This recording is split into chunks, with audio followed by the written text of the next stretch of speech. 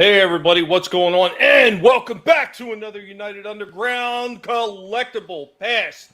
Already, we got Vinnie here with us, our co-host, and we got one of our special guests today. We're waiting on the other one to show up. We got E-Tip. What's going on, E-Tip? Hey guys, thank you for having me on. I am excited about tonight. As you can see, there's toys all around behind me. So, and I just showed Tommy off air what I've got on the floor here, and that's not even half of it. So yeah, I'm excited, man. This is gonna be fun. Now, Thanks for see, having me now, on. if you were Drew and you said I got something on the floor, I'd be a little worried. Well, Look, there's two guineas here, mine's kosher. right? I was about to say we got two guineas here and a big wrestler. So I don't know. I think we're all dragging on the floor, aren't we? My wife didn't marry me for my money or my thick head of hair. So I want to go ahead and say hi to the people that are already in the chat. What's going on? Gap Stargate, welcome. What's going on? Truth, what is up? How are you doing?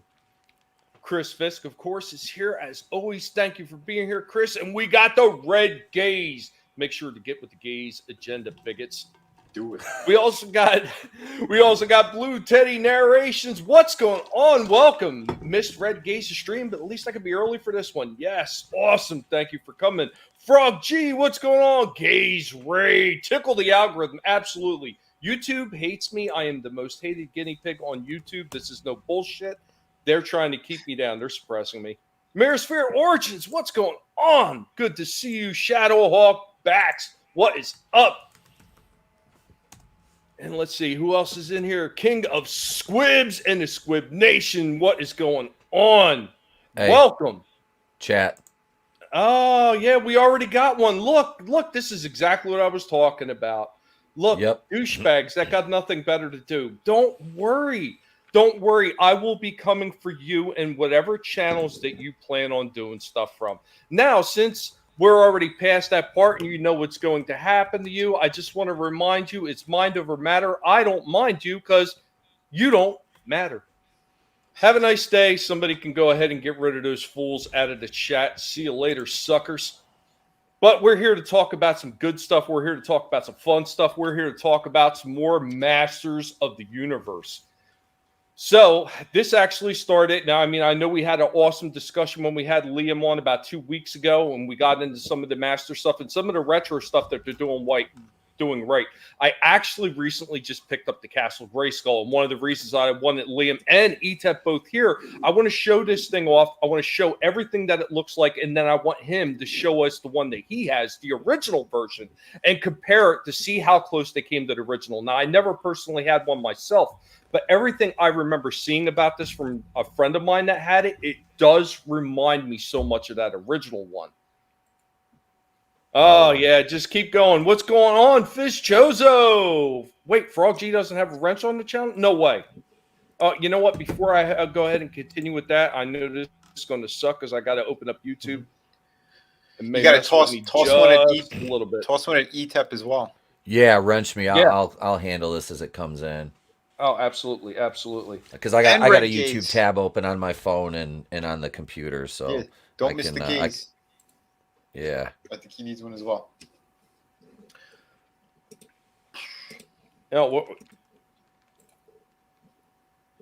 I'll just go ahead and wrench everybody I like in the chat because I don't care. I love everybody. I do that with the good people as well. Because it's awesome, and they're fantastic. And they can take care of shitheads. You get a wrench, and you get a wrench, and you get a wrench. Everybody gets a wrench. Did I miss? Where are you at? There you are. Boom. I think I got everybody now. Yep. Awesome. I'm looking out here. Yeah, this is the same stuff that they've been doing to a bunch of channels because they got absolutely no life. They're so pathetic that this is the best that they got. It's really sad. That's dude, and that's the thing is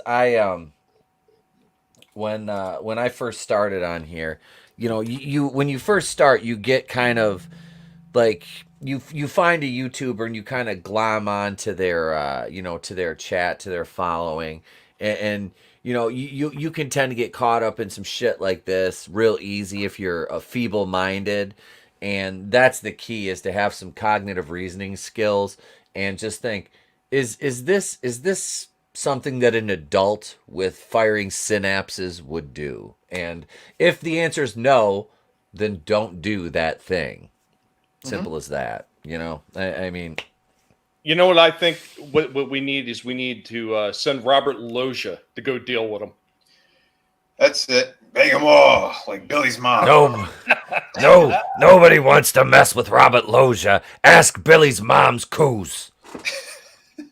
Yeah. It doesn't even matter, Blue Teddy. These are just losers who are sticking up for a troll, and it's not even worth the time to waste any more breath on them. So we're just going to go ahead and get started with some fun stuff. And the idiots will just find themselves completely out of the chat sooner or later because they only have so many alt counts that they can use. Yeah. What's going on, Super Fan, Captain Trek? And I seen Decepticon in here somewhere. Where is it? I'm not seeing. There he is. Wow. It's so weird. Like sometimes you see that stuff on StreamYards and sometimes you don't. Like when I had the YouTube open for a minute, I was seeing a lot more of the chat than I'm seeing here from StreamYards. It just drives me bananas. But I want to go ahead and get started with this Castle Grayskull, and we're going to hit our first clip and get rolling.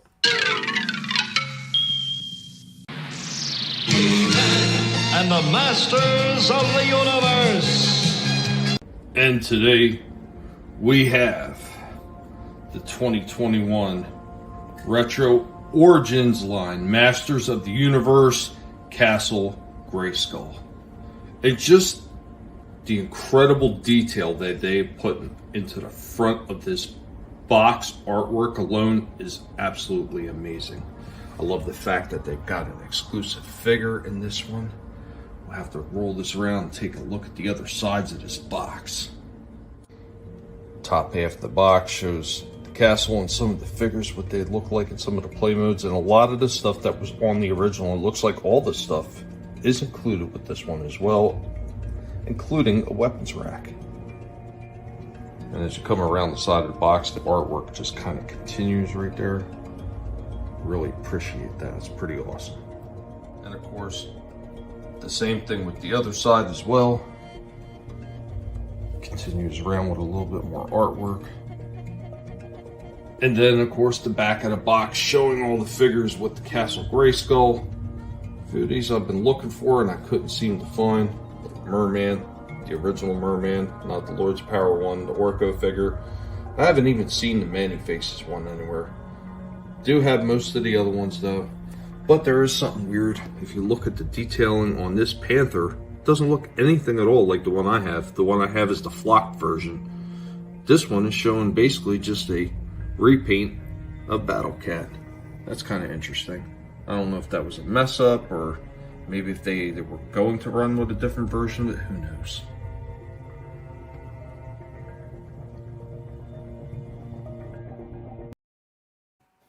So yeah, just the box art alone, I was uber impressed with it. Dude, yeah, that is pretty damn impressive. How big was that box? Oh, that thing's huge. It's more than she could handle. What's going on, Wookie?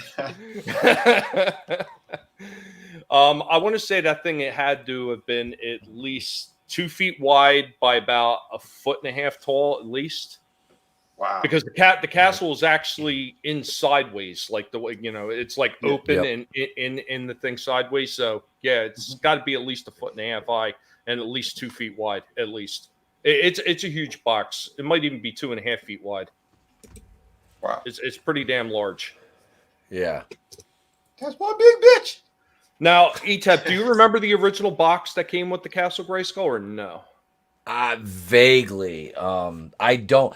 I have some, like I have the box for the Kenner Whale from the Empire line, but I don't have any of my He-Man boxes. I had a few like G.I. Joe, boxes and stuff like that, but yeah, no Motu ones. I have a few card backs, but none of the Castle boxes or anything. I don't remember it.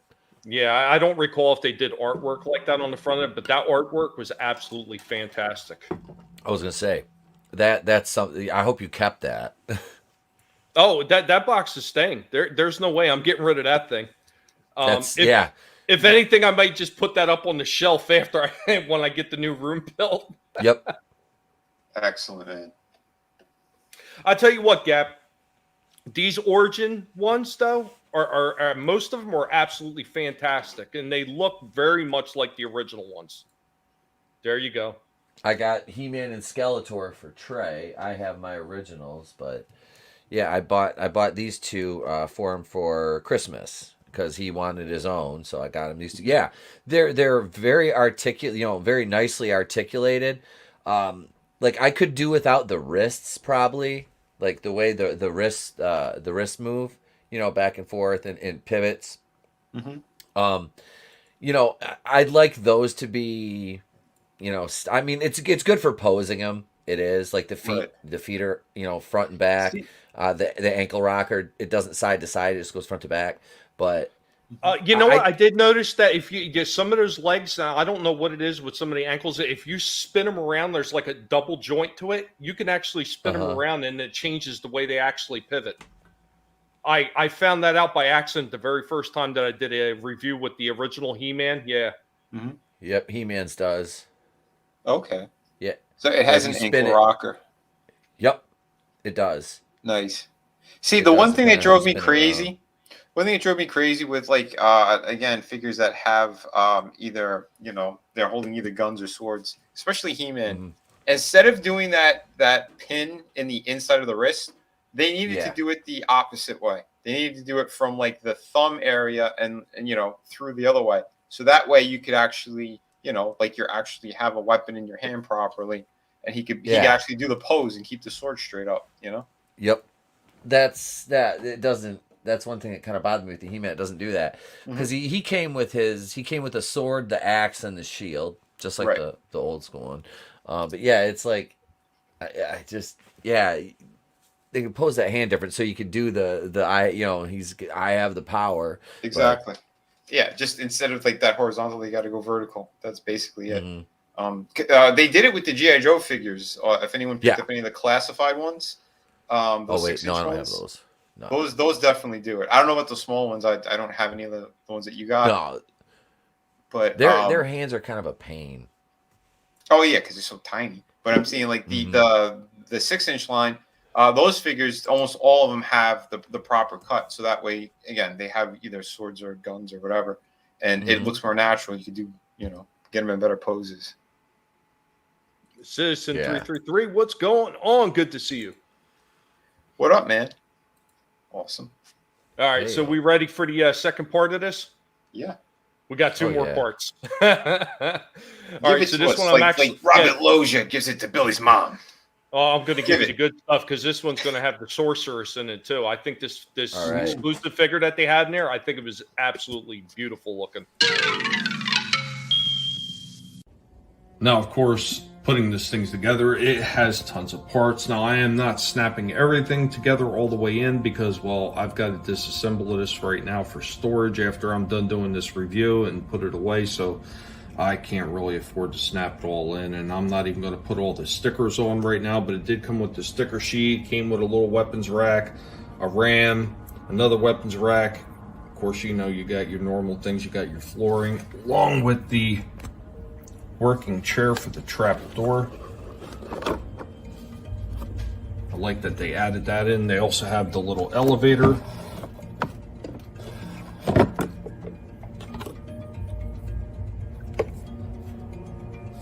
All the flags that were on there. Interesting little touches. Of course, the big flag, and then you would put the little stickers on there. It's supposed to be whoever's holding Castle Grayskull, whether it was good or evil. They put all the elements in from the original one. They even put these little peg holes, and that's what the sorcerer is sitting on. She's sitting on the little peg holes to make sure she doesn't fall down. I think they did an amazing job with this, and the sorcerer's figure is got really good articulation. She's got what you expect. She's got the leg joints, the knee. So you got an ankle turn and the pivot back and forth, and she's also got like a little bit of turn right here too, which is kind of odd. She does have a little bit of a waist turn there as well. There is some small head movement, which I'm kind of surprised considering this big giant headpiece that she has on. Of course, she's got a bend at the elbow. She's got a turn at the wrist, and she also has a bit of a turn right there at the elbow. And of course, the shoulders. They even come out a little bit, and back of her wings come up a little bit as well. Nice little touches that they added to this throw-in figure for the set. It does feel like a collector's edition set, like it's something a little bit unique. It is slightly different than the one they sell packaged by itself. I'll show that off in a second. Nice, man.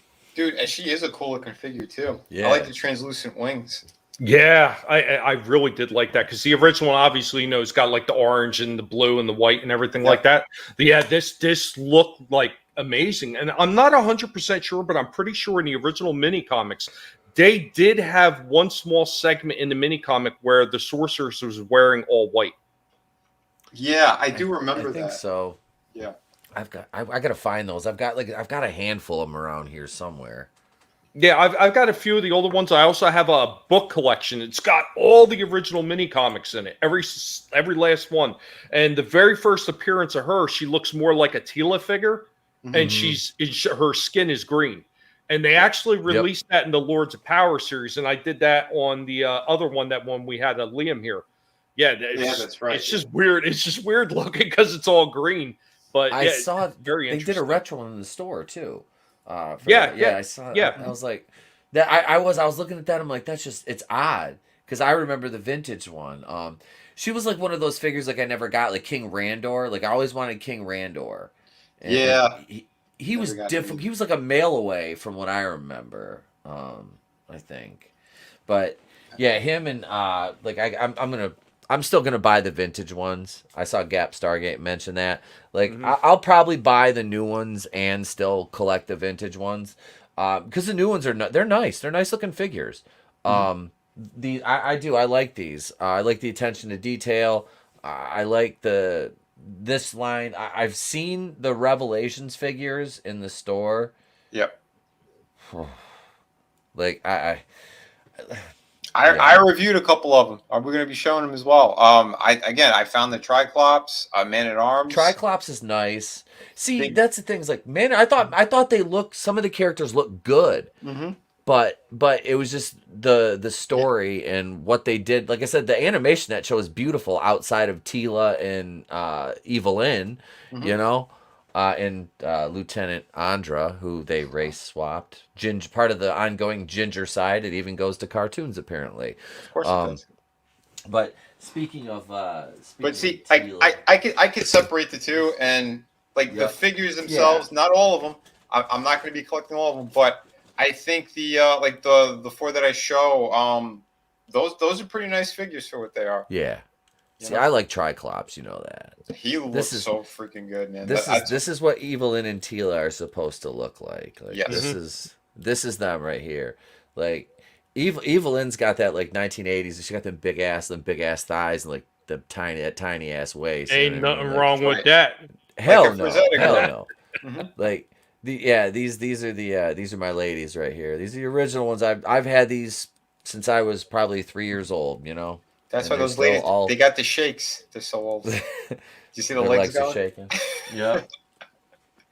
What were you doing? What were you doing before the show? Look, sometimes GI Joe has to go on shore leave, and they didn't have any women to visit, so those two are the women. Very interesting. I see your hobbies are drinking, smoking weed, and all types of ill shit. I love that.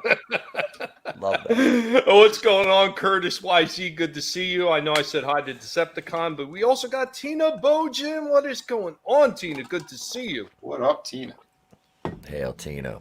All right, so I've got one last clip for the Castle Grayskull, and I got that all wrapped up at least. I can't believe I got to break these things down into at least 3 different segments, or StreamYards will not allow me to upload it because it'll take over 2 hours. The joys of having a horrible internet service. But all right, but here we go. And then E-Tip, get ready with that Castle Grayskull because I want to do the comparison after we run through this last one. Yeah.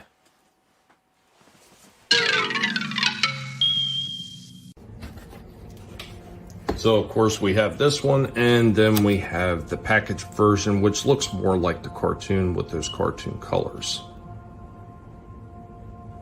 I think both of them look really good, and I like that they have this full white one, because I believe in the old comics, she did have a white outfit at one point.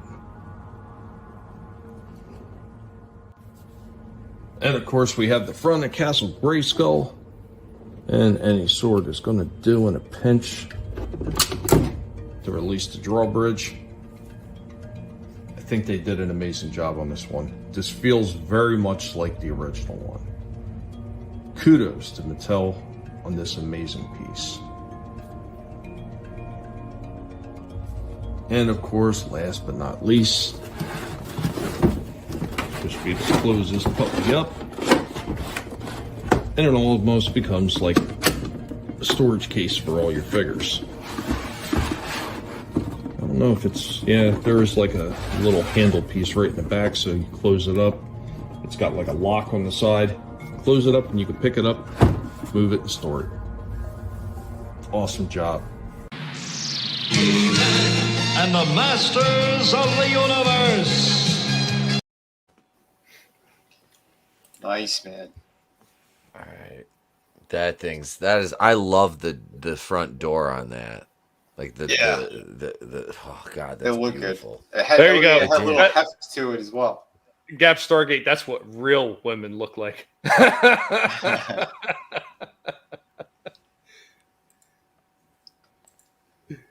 That's just too much to have. It is, the thing is huge. It takes up so much room. Mm-hmm. And Vinny's seen the back room I had already filled with toys, and I really didn't have that much more room, but I keep piling more in there somehow. Dude, yeah, collections get big very, very fast. Yeah. Oh, my wife gave me the look on the way out the door today. She's like, "Don't you order anything else?" I said, "Too late. There's at least 5 more things on the way." Holy hell. She's gonna say, I hope you can fit in that Castle Grayskull because you're sleeping in there. Well, I'll tell you what. Here's what she'll do. She's actually got the app to actually see exactly what's being dropped off from the mail, whether it's like the service or the regular mail. So she knows what's coming every single day. So she's probably seeing there's another freaking toy right there outside the house. I told him, like, wait as she sees all the other ones that are coming, she's gonna lose her mind. She'll be sending me text messages. Stop. Yep. She's just gonna come home one day with divorce papers, and you're like, "What's this for?" She's like, "Really? You know why?" Really? I'm keeping the toys. He's like, Good "You know man. what? If it's between Castle Grayskull and the missus." He's like, "I have a castle." Women come and go. Women come and go. Castle Grayskull's forever. Well, I've been married for 12 years. Decepticon, I did have to sell some stuff. Luckily, Vinny was one of the people that took a few things off my hands. Mm-hmm. Granted, the amount of room that I made before getting Castle Grayskull really didn't amount to much. It wasn't, two little boxes in comparison. Hey, Liam, what's up, buddy? Hey, Liam. Hey, Liam. I screwed up. What's new? That's all right, man. It wasn't too bad. I booked this. I booked this stream, and I also booked World Class Bullshitters, which I'm meant to be on right now. But oops. Yeah. I got mixed up because of the time zones. It's all good. It's all good. No worries. I mean, nobody is going to force you to stay. What's up, Glam World? Good to see you, Tony. Hey, Tony. I hope everything is going well for you, sir. No, it's not. Did you catch any of that at all in the intro that I started, or no? Did you miss out on that? Oh, me? No. Look, I'm just running around, guys. Carry on with the show. Give me just 5 minutes. Just 5 minutes. I'll be with you. All right, no problem, no problem. What's going on, Sorry. Darius? The orange What's one up, has Darius? appeared. All right. So now, as far as like everything that was inside the castle, is that pretty much spot on? Yeah, except a lot of the stuff in the old one here is just like decals as far as like the computer panel against the wall and stuff like that. Hang on, I gotta move some. We got Strider. Gotta move Nice. them. Nice. Oh yeah, it's still the tail. The tail still moves, isn't broken. He's got the little gun back here. I think it might be missing the reins up here, but yeah, this is still an original one. Got that back That's here. awesome. Let's see. I'll set you over there. This gimmick, the thing, the wench and everything, that still works.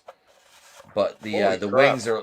wings are long gone. Those broke, and my dad super glued them on. But I think I have one somewhere. I'm missing the rudder, but yeah, the other wing, like the pings here, I could probably buy the replacement parts for it, but I'll tell you what, though, sometimes those replacement parts actually cost more than if you were just buying a broken Yep. toy. But it's still got almost all the original decals on it too. I know what happened to that wing. He had to break it off so he could stab a bitch. It may or may not have happened. Battle Cat, his saddle has a zip tie on it, but it's the original saddle and headpiece and everything. Nice. But yep, we got him. Hey, zip ties will work. Yep, we got this is one of the. Yeah, I saw they still included the little trainer with the new castle, which is kind of neat. No, that's weird. No, yours is a trainer because the one that was in my castle looks more like a ram. Yeah, they said this was like as described as like a trainer thing for the weapons trainer. So Okay, that's a difference. That's actually a small difference. Come with it. It's got the ladder, which just a little skinny one. I saw the one that they put on the new ones a little bit meatier, which is nice. Yep. Let's see. They made it look a little more like wood. Yeah, that was nice. Well, I have Point Dread over here in the Talon Flyer, which I missed the satellite dish. I have it. It was broke. I bought this used, and it was broken. So I am going to order a new satellite dish for this. But she's complete. Outside of that, I think it might be missing one of the decals came off in here. Oh, that'd be easy to find. Toy Hacks does a whole lot of different reproduction labels, sticker stuff. I got this in Point Dread for Trey a couple of years ago, and this is the original one because I always wanted this as a kid, and I never got it. So I bought this, and I got a few other vehicles with it that I'll show you. But here's Castle Grayskull right here, the original one. Here, let me see if I can slide my chair here. I'm working in a very limited space here, but I can kind of slide this forward. So I have the gun, the original laser cannon up here, and here's the we'll do the front face first, but here I'll have to hold it up a little bit. Let me adjust my camera. Dupiash there. But yeah, so still the drawbridge lock and everything still works. How heavy is that drawbridge when it drops? It's not. I'd say it's a couple ounces. It's nice. It's thicker plastic than the rest of it. It's more like the it is like because it's fairly thin. This one. Hold on a second, Tommy, blow him up. Do single form. Oh yeah, you're right. Jesus. Yeah, I don't have. Thanks, Vinnie. I forgot. Yeah, No, it's all good. I don't have the flag anymore, but I have the little weapons rack still. But yeah, this is the inside. See, like yours had like the little computer thing over here. The elevator still works. This is the original string. Oh wow! And it's got the little bat or whatever it is. And remember, you want to, hey, the elevator's got to stay up. So he's taking you, hook it under here like that. Yep. But yeah, this I'm shocked. This thing has never needed to be restrung or anything. But yeah, all the joints are still whole. They've never broke or anything. The throne turns, but the trap door is long since broke, which I got a little zip tie. I got a zip tie up there. But yeah, I was, I pretty easy on this. The decal here, I can do this. I can take her apart here. The decals are still here. We'll take the laser cannon off. Now those little flags that are hanging out, like the ones I was showing, are they actual flags or are they just like stickers hanging down? This is a sticker. It's a sticker. Wow, because the ones that they had on my castle, they're almost Yeah. like a cloth type material. Yeah. These are all like everything is like a decal. And I always like this here. I just thought this was cool. The little monsters on the floor down here. Oh yeah, I remember that. Mm-hmm. Yeah, I always love that. Like I would always like pretend like when somebody gets like that, and it was weird too. I'm like, well, they put the dungeon right by the front door. That doesn't make sense. But I just thought it was funny. Yeah. But no, it's there was something that used to go here, which it might have been a panel. I don't know. Because there's like a peg down here in the floor. It looks like it went back there. I'm going to have to order it, see what part it was. Right about there on the one I have, there's another flag hanging. Is there a flag? Okay. Yeah. So it might have been just a flag holder. But yeah, so that's, and it's like I said, you can see it's fairly thin plastic. But the thing is, it's nice. Like you showed on yours, you got the handle. This one still has a handle on it. There's like, I like how your shingles on the roof and the eaves are all brown on yours. I really like that. Well, here, let me bring up this still real quick so you can get another look. Yes.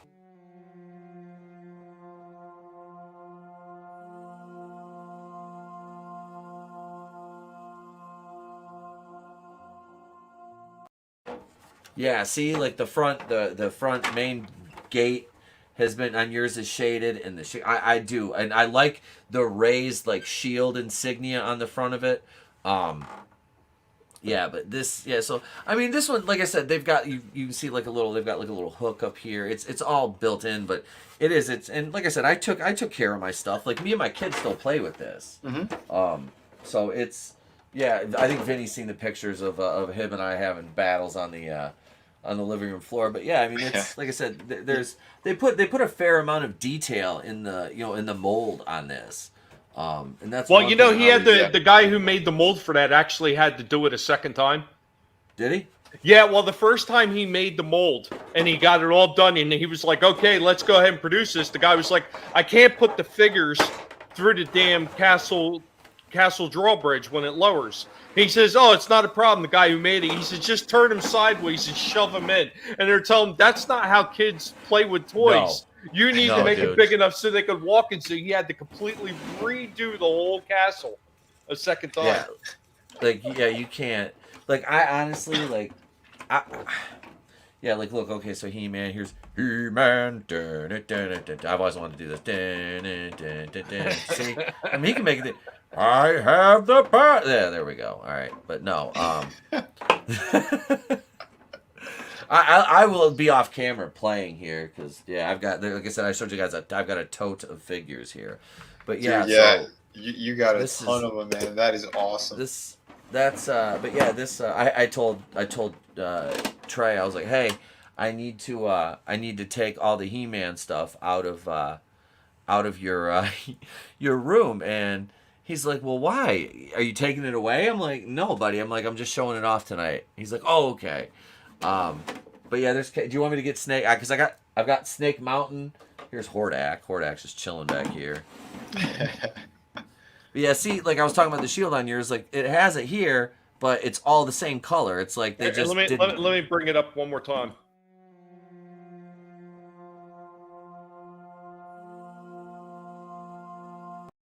Yeah, it looks like it's a second shield piece on top of that. Yeah. Yep, it's layered, and they did a nice color job with the bolt on the door and the two little symbols down here. Mm-hmm. The silver look great on it. Panther. He's still got his velvet on him. Still flocked. The Rotan, this thing. Yeah. Yep. That thing's cool. That's cool. I bought this for the kid a couple years ago at Christmas. I bought it. I got it in the same. I bought it in a lot off eBay with the Talon Fighter and Point Dread, and let's see what else. Oh, I got this. The attack tracks are like, well, one of the tracks is broke. I'm like, you know what? I'll take it anyway. So I got this one too. Yeah. But yep, she needs the battery compartment is all corroded, and I was just like, look, I just want it for nostalgia, so I don't care. But we got the I got the slime pit for the horde back here. Yeah. Oh man, I remember that. Yeah, don't ever slime your moss man. That's I lost that's, one at the beach. I didn't slime mine. My cousin was like a rich kid, so he had like everything that I didn't have. So we're like, hey, and he's like, hey, let's slime it. So I said, all right. So he slimed his moss man. Oh shit, there goes Skeletor. But did it take all the flocking off? Yeah, it totally it ruined it. So here's Snake Mountain, and I don't have a 9-volt, but actually the microphone still works. We have fun with that. Oh, cool. But yeah, the microphone still my works. my cousin had this. I remember it. Yep, but yeah, you see, it's got the his little mouth still moves here. We've got the mic on the cord. I always love the gate. I was like, it comes off too easy though, because the way they made the fit on here. Let me pull it off here for a second. It's like on the doors, and I'm afraid to, but like because these things will tend to they wear. You know what I mean? Yeah. And it doesn't wrap all the way around, but the little trap door still works. And I'll flip it around here in a minute. You know what you could do. You know what you could do to actually make that a little bit tighter without taking a heat gun to it or anything like that. Just get a little bit of nail polish and put it on the inside. Okay. Give it. It'll tighten it. Yeah, it'll tighten it up, and it won't pop off as easy. I'm missing. You can see one of them is in here still. The remember the chains? You could hold somebody like yeah. They're like I'm missing the one here, and the other one broke off. I have it. It's just not on here. I need to order another one to fix that. But let me turn this bad boy around because this still has the net. Wow. The net. Okay. Yep, the net's still there. It's all original. There's no rips, tears. The decals are all.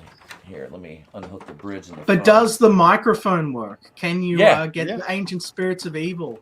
I can. I don't have a 9-volt in here, but we use it. Yeah, hang on. Let me see if I can come apart, the bastard. But yeah, the decals. You can see it's just barely peeling a little bit there, but yeah, all the decals are still in great shape on the bottom of this thing. And I mean, I played with this and it's still like I said, and this one's cool. Because it's got all the little lizards and shit in there. Yeah, man.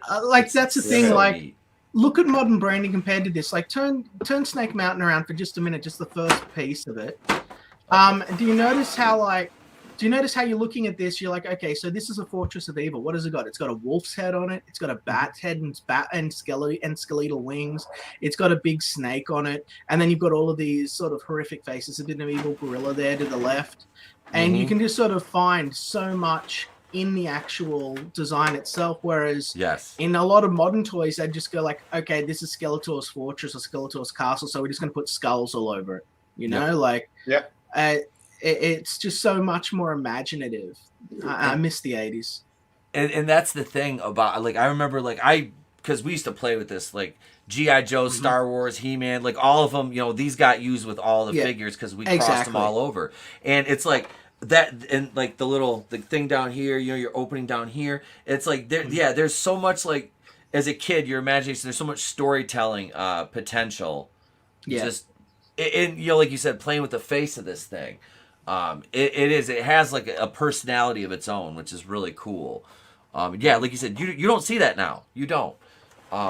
This thing's nice, and one of the latches on the side had broken off years ago, but the other one, which it's kind of getting that, you can see it. It looks pink almost. Yeah. It's kind of getting discolored, so I'll probably have to order another one for that. But yeah, there's that's Snake Mountain. Like I said, still in really, really, really good shape. Gap Stargate says, ETEP, when you move, you're going to have a truck just for your collectibles. Well, you guys see behind. Normally, I got the green screen up, but there's action figures over there, all over the dresser, over over. Oh, you can't see because here. Let me turn my mic for a second. Over there in that other dresser, you can see Jabba and the Rancor. There's like that's all Jabba's goons. All my Imperials and my Siths are still packed away, but behind me here, like I've got up on the shelf, those 2 whales up there probably have. There's like 100 or so Wookiees in this one, and Wookiees and Stormtroopers. Hoth Rebels, and then the black one over there is my big ass head in the way. Is all Stormtroopers. Oh yeah, that one. Yeah. Every variety. Dude, But yeah, I remember when you showed those. We still got I got this little deal right here, which actually had a ripcord for it. I don't have the ripcord anymore, but she still. I think if I had it, it'd still go. The little seatbelt still is there. The peg broke off the other side, but the little seatbelt's still on it. The Fright Zone, yes, I'm ordering one of those too. And my wife's like, no, you're not. And I'm like, don't believe me, just watch. I will. Hang on. You know what? Here's a bad thing. If my wife and your wife ever figure out that they both hate our toy collecting together, they're probably going to try to team up on us. Oh, dude. Yeah, they're gonna have their own stream. No, it's not the wrong. It's not the wrong. No, King of Squibs. That's the spirits of evil or what are in Grayskull. That's the law. So let's see. You know, yeah. Tila. Well, I think that was Thundercats. Yeah, I was going to say King of Squibs. It's thinking Mumra. Mumra, the ancient spirits of evil. He's in there. Yeah. There's Mumra. There's a couple like Sal sent Trey all these. Salvador, big shout out to Salvador at 2 Cents Toys. Dude, you got the Michael Myers. I love that Masters Universe toy line. I wanted to get it all, like the horror one. We got that's Aquaman or King. Yeah, we got him. There's Scarecrow. Let's see, but yeah, there's like I said, these these all ended up in here. Yeah, because here's oh shit, I don't know who that was, but there's Slythe. But yeah, here's some more. Here's Chris Fist's favorite one. It's fisting time. That's why Chris Fist likes the green Tila, because that's what color she turns after he fists her. Whoa! Here's one of my boys right here, Trapjaw, and I just found I've got all their weapons are in a bag. I have like one of those Sterilite containers with like 4 drawers in it. They're all filled with action figure weapons. Out in my kitchen. Excellent. But yeah, and his jaw still works fine, and yeah, he the link used to be able to put the rope, and he'd slide down the rope with the little thing that broke. But we got Beastman, the original Beastman. There he is. Cool, man. Yep. Here's the battle damaged battle armor Skeletor. Yeah. He always looked better than the He-Man one. Yeah, which I have him in here too. Here's my boy. This is the green screen's not up. Awesome. Dude, I just bought this off eBay. This is a 1982. There's not barely a scratch on this thing. Like, I mean, it's beautiful. Like, I mean, he's got his original sword's a little bent. I gotta heat it up and straighten it out. You know what? A lot of those. Well, no, I was going to say a lot of the swords when they were in the packaging would actually start working before you even bought them. Yep. My boy Whiplash with his tail all into. He still has his Whiplash action. Oh, what? Look at that! Look at that! Lasso of Truth. I'm a toy collector wife. What? We got. Hey there.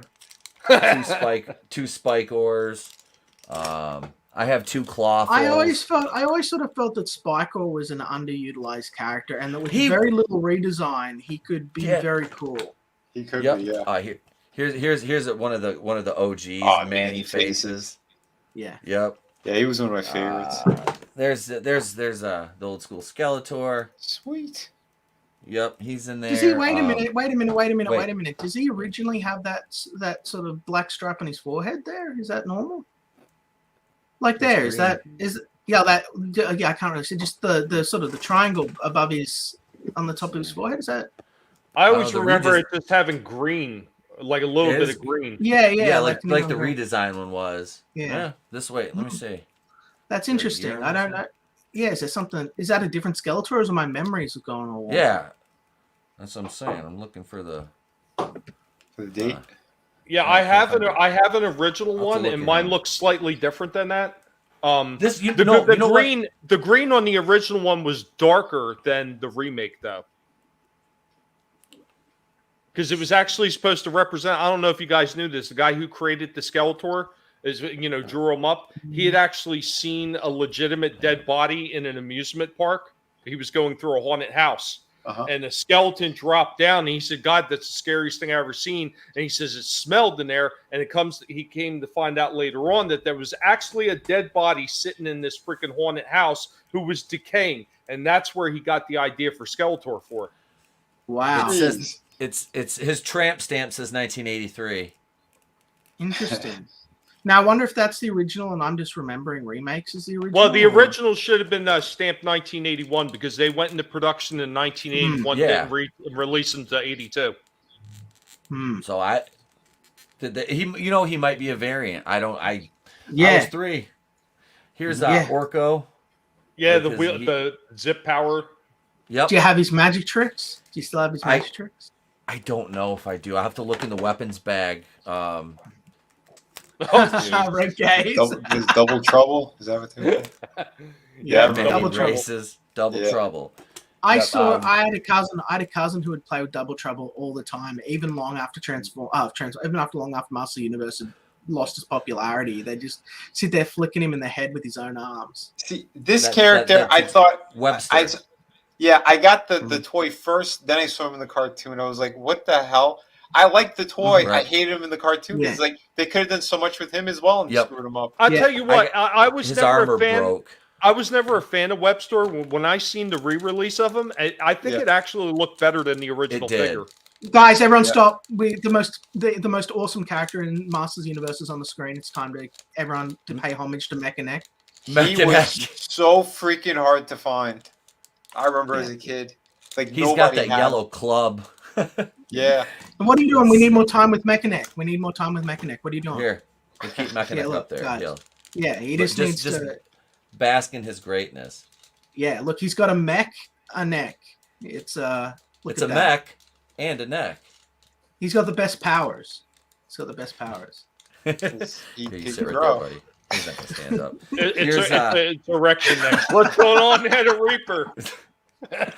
Buzz off.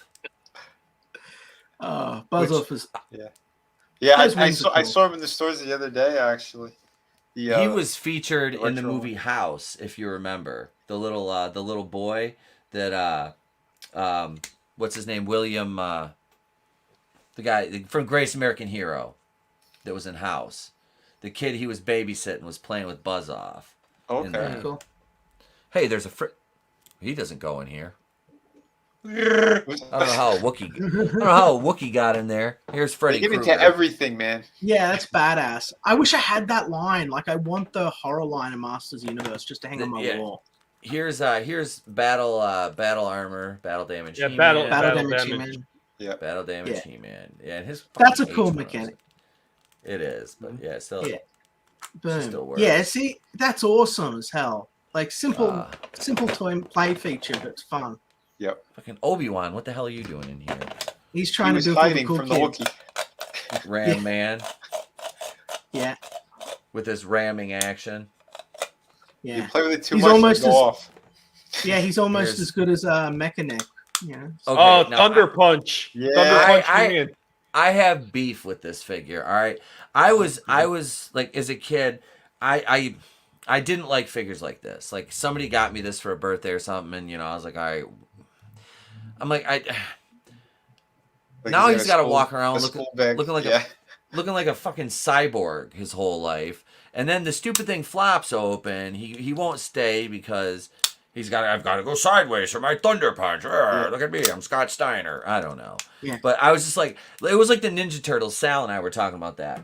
Yep. When they released like the ones in detective gear and shit. Like I just want the regular fucking Ninja Turtles. Just give me the regular Ninja Turtles. Here he is, right here. Here's Moss Man. He's got he's got a lot of lint on him. And cat. Quick question, but no one cares about Moss Man. He sucks. So you suck, Moss Man. Mechaneck, Moss Man. But bringing it back to Thunder Punch He-Man for a minute, I got a question for the Americans.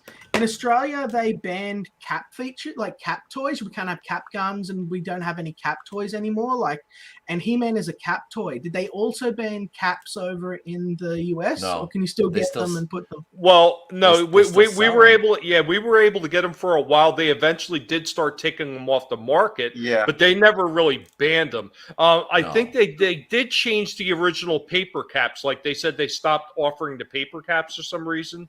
Yeah, And I then know. everything went to the plastic round ones or just the Yeah. plastic singles. Well, the ones they banned were the guns because they had all black guns that Mhm. looked like a little 22 snub nose, Mhm. and it had this. I think it was the same ring, that same orange ring, and it would always give a flash as well. And I remember in New York, kids were getting killed. Cops were actually shooting kids because they thought that they were strapped with real guns. Okay, yeah, There you cool. go, Liam. Yeah, because you could Thank find you. those the ones that look Thank like a you. little 22. You could find them anywhere, any dollar store, any little convenience store, you name it, they were selling them. There's the man. Oh, awesome.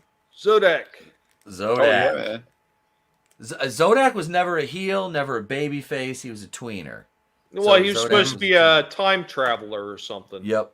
And Yeah. and here's two of the characters. He's Green Lantern. Yeah, he's Green Lantern. You know, Mhm. this is yeah. These were designed by a fan, like named by a fan. Remember that? They had Yeah. a contest to like make the character, and this Roboto won. So I got two of Cool. these. I'm kicking myself in the ass because when they did the retro ones, I saw them once in the stores. I'm like, I almost picked them up. I wasn't collecting them. I'm like, because I don't know if they were going to continue the line or not. Oh, tongue lasher, right? Yeah, I No, remember that. this guy sprays the water. Yeah. Oh, that's okay. Weren't there a couple of them that did it? There were a couple of the Yeah. same ones. Yeah, I think Yeah, there was like yeah. two or There was three. there was tongue lasher. There was Flash is in Viper, I think. God, it's hard to remember all Yeah, the yeah. names of those guys. There's Stratos. Mm-hmm. His legs are he's like Jerry Lewis over here. He needs I a was telethon. I was looking Yeah. to see how to replace those things. Man, it looks like it's a pain in the ass to get those bands around through Yeah. the legs. Dude, most there's a lot of these guys that are glued. Like Yep. we play with them, you know, if they break like Trey. Well, I Trey's had that doing what- discussion with Sal when he was on your channel that day. Me and him were talking about it. And then after he was telling me about it, I went to look into it. I was like, oh, wow, that does look like a pain in the ass. Yeah, because Sal fixed like 30 or 40 of my G.I. Joes, you know.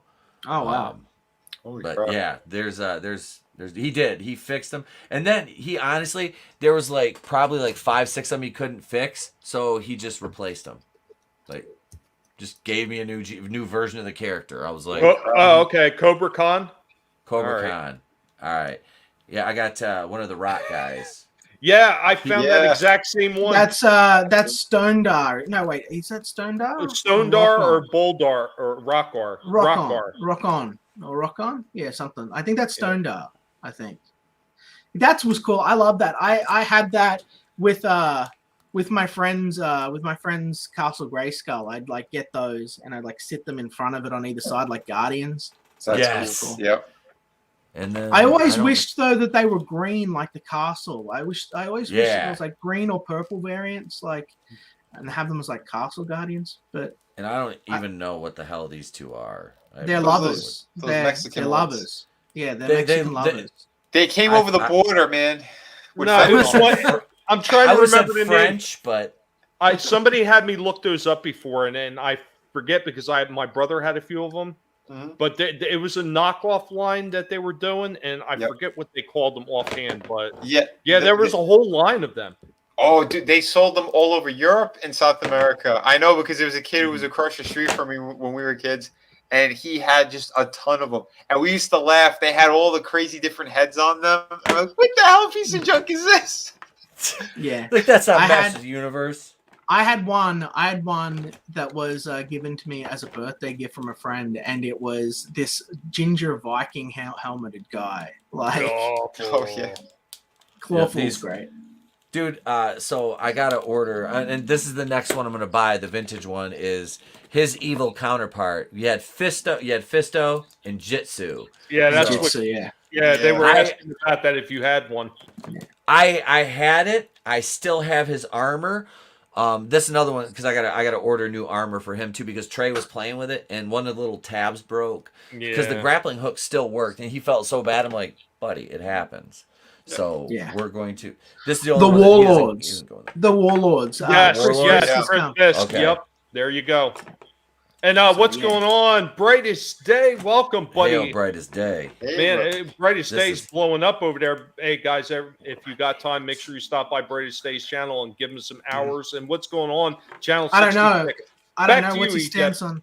Yeah, what's his stance on? What's his stance on Mechanic? Brightest Day. What's your stance on Mechanic before I send over my subscription?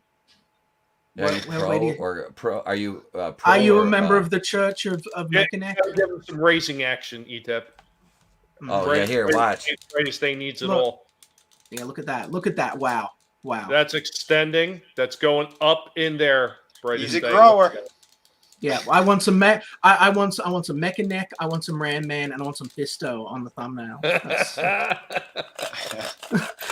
I tell you what, ETEP, since you have that Ram Man out, I did my review of that one. I got the deluxe version of the Ram Man. Holy shit, is that thing like leaps and bounds beyond that one? Yeah, dude, it's amazing what they did in the retro line. Look at his face. He's just like, yeah. This was the one thing I liked when he showed up on Revelations. I was like, that show was garbage, but I was like, Ram Man. Like, yeah. Little stubby ass. There's your answer, Liam. There's your answer, Liam. Love him, for sure. Buzz Off's gonna fly back in here. Definitely head over there and subscribe. He seems to be in the know. That's right. The old in and out. You sure, Liam? Do you want to say goodbye to Moss Man? Yeah, I'll see you later, Moss Man. I told you, man. I lost him at the beach. So did I. Mackinac is gay. That's king of the squibs. That's just king of the squibs. They've got no taste. They're underwater. They're underwater creatures with no real they're underwater socialists. Don't worry about what squibs think. Oh Jesus! Be a kraken, don't be a squib. That's right. Yeah, right.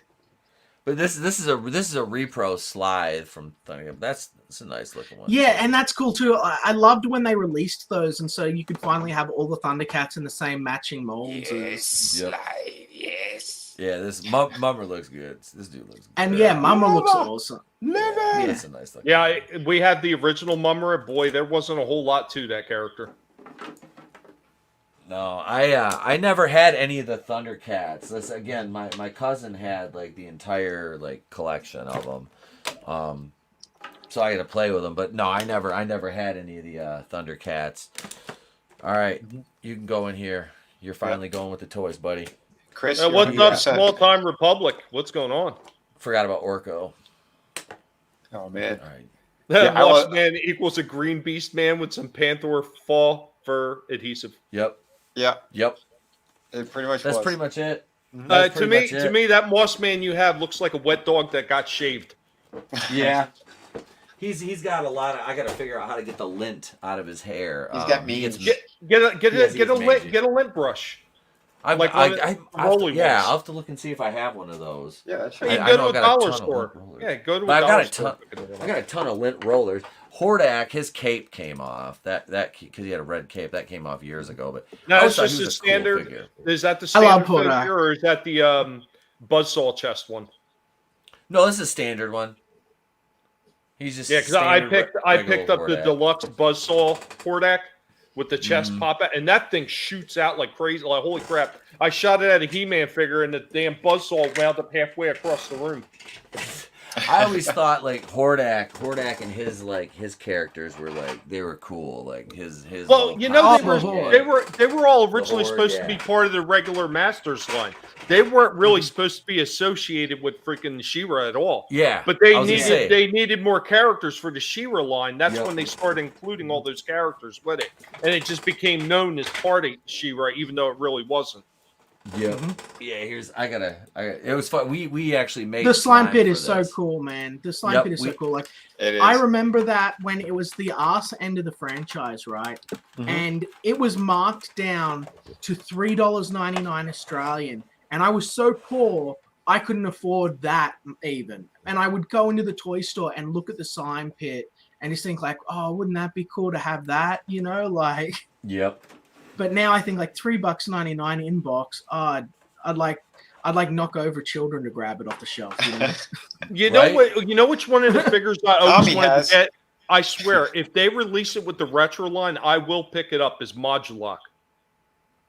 Which one's that? Modulok? Oh, wait. Modulok, he was the one that broke into a bunch of little guys and they could combine into one or red combine one? into all kinds of different shapes. Yeah, Yep. he looked almost like a weird, like red and blue gremlin type of guy. Yes. Yeah, Yes. yeah, I remember that. Yep. That's another one my cousin had. I remember that because I love that freaking thing. I was like, this is so cool. Like him and the dude, you take his arms off and he's got snakes for arms. Mm-hmm. You know what I'm Yeah, talking about? I had that thing. That's yeah. that isn't that tongue? Is that tongue lasher? No, that's not tongue lasher. No. That's Cobra Khan. I Yeah, think Chris was wrong. Cobra Khan is the one that pops up and he's got the snake arms in the head. Because I actually have that figure in there, but I can't find the No, the Cobra back Khan and is front half. Cobra Khan is the guy that you put water in his chest and you press his head down and he sprays like a. Okay, so That's- Chris is right. that's- Then that's got to be tongue lasher, then, right? This or guy. no? This is No, this is Tongue Cobra Lash- Khan. Yeah, and Tongue Lash is the guy. He's pink. He's a pink snake guy with like a King tongue Hiss. nearly- There you go, Chris. Thank you, Chris. Yeah, King Hiss King pops Hiss. apart. King Hiss All pops right. apart and has the snake body inside him. Yep. And then you've got Lashor, who is Lashor, I think is the rattlesnake. The red rattlesnake. He's like a rattlesnake. Yeah. And then there's another guy his name's different in the mini comic and what the actual toy is, but he's got I don't think he's called Squeezor, but he's got long green arms. He sort of wraps around other figures and stuff. That's all the Snake Men I can think of. Yeah, see, I didn't have most of them, so when I start getting into the later editions of He-Man, I start getting lost on some of their names because that was right around the time when She-Ra was taken off, and I kind of lost interest. There you go, there, Chris Fisk again. Chris, why don't you just jump up here too? Then last year is a purple frog with a forked tongue. You know he's screaming at the computer while he's typing that at us too. What right? up, Luffy? Luffy is God. Good to see you. And King of Squibs has got something for you, Liam. They're Skinny Squib can go to the bottom of the lake where they live, like fresh water. Fresh water, like death to the Squib Nation. Death to Squib Nation. That's all I gotta say. Chewie and Lando stowing away, or Chewie and Obi-Wan over here stowing away with the. Look, it wasn't the Black Wookiee. There wasn't Kirsten. It wasn't Kirsten Dunst, the Wookiee. Is that who played the Wookiee in that? Never mind. No, it's Leslie Jones. It was Leslie Jones. Shit, you're right. That's Oh, what so we're looking for. why we still have Liam here and we got him paying attention? You can take me off solo now. I know. I appreciate Liam coming in. I know this guy is always busy, so I don't know if you got a chance to really take a look at the front of that Castle Grayskull, because me and the E-Tip were talking about all the differences and the changes they made. And one of the other things I noticed, I don't know if you noticed, E-Tip, is the paint applications that they did different on this one. So I'm going to pop it again real quick. I'm going to pop it up again real quick and take a good look at it in comparison with the one you have.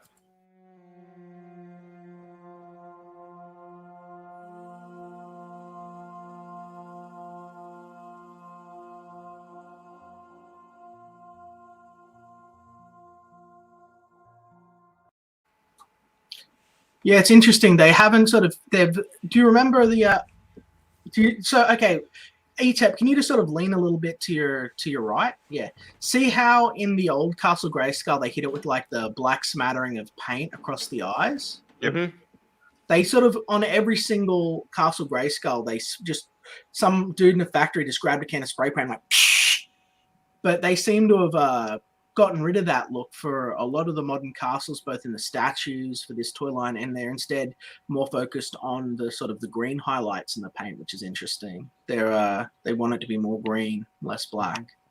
So, but I think that black griminess sort of adds a bit to the sort of almost Conan-esque fantasy elements of the series. So it's an interesting. I just noticed then. Sorry, I agree with you on that. Yeah, I wish the door had the detail that Tommy's has. You know, just the emblem is raised. It's like they didn't want to put any more effort into painting that, or like I said, the pole that goes across it, or the two symbols at the bottom. You know, But yeah, I never knew that about the just black spray paint on there. I did not That's know that. no two look the same. If you get two old grey skulls, they're literally just people go quick spray over it to give it the detailing and then throw it in the box. You'll see here is my grey skull protected by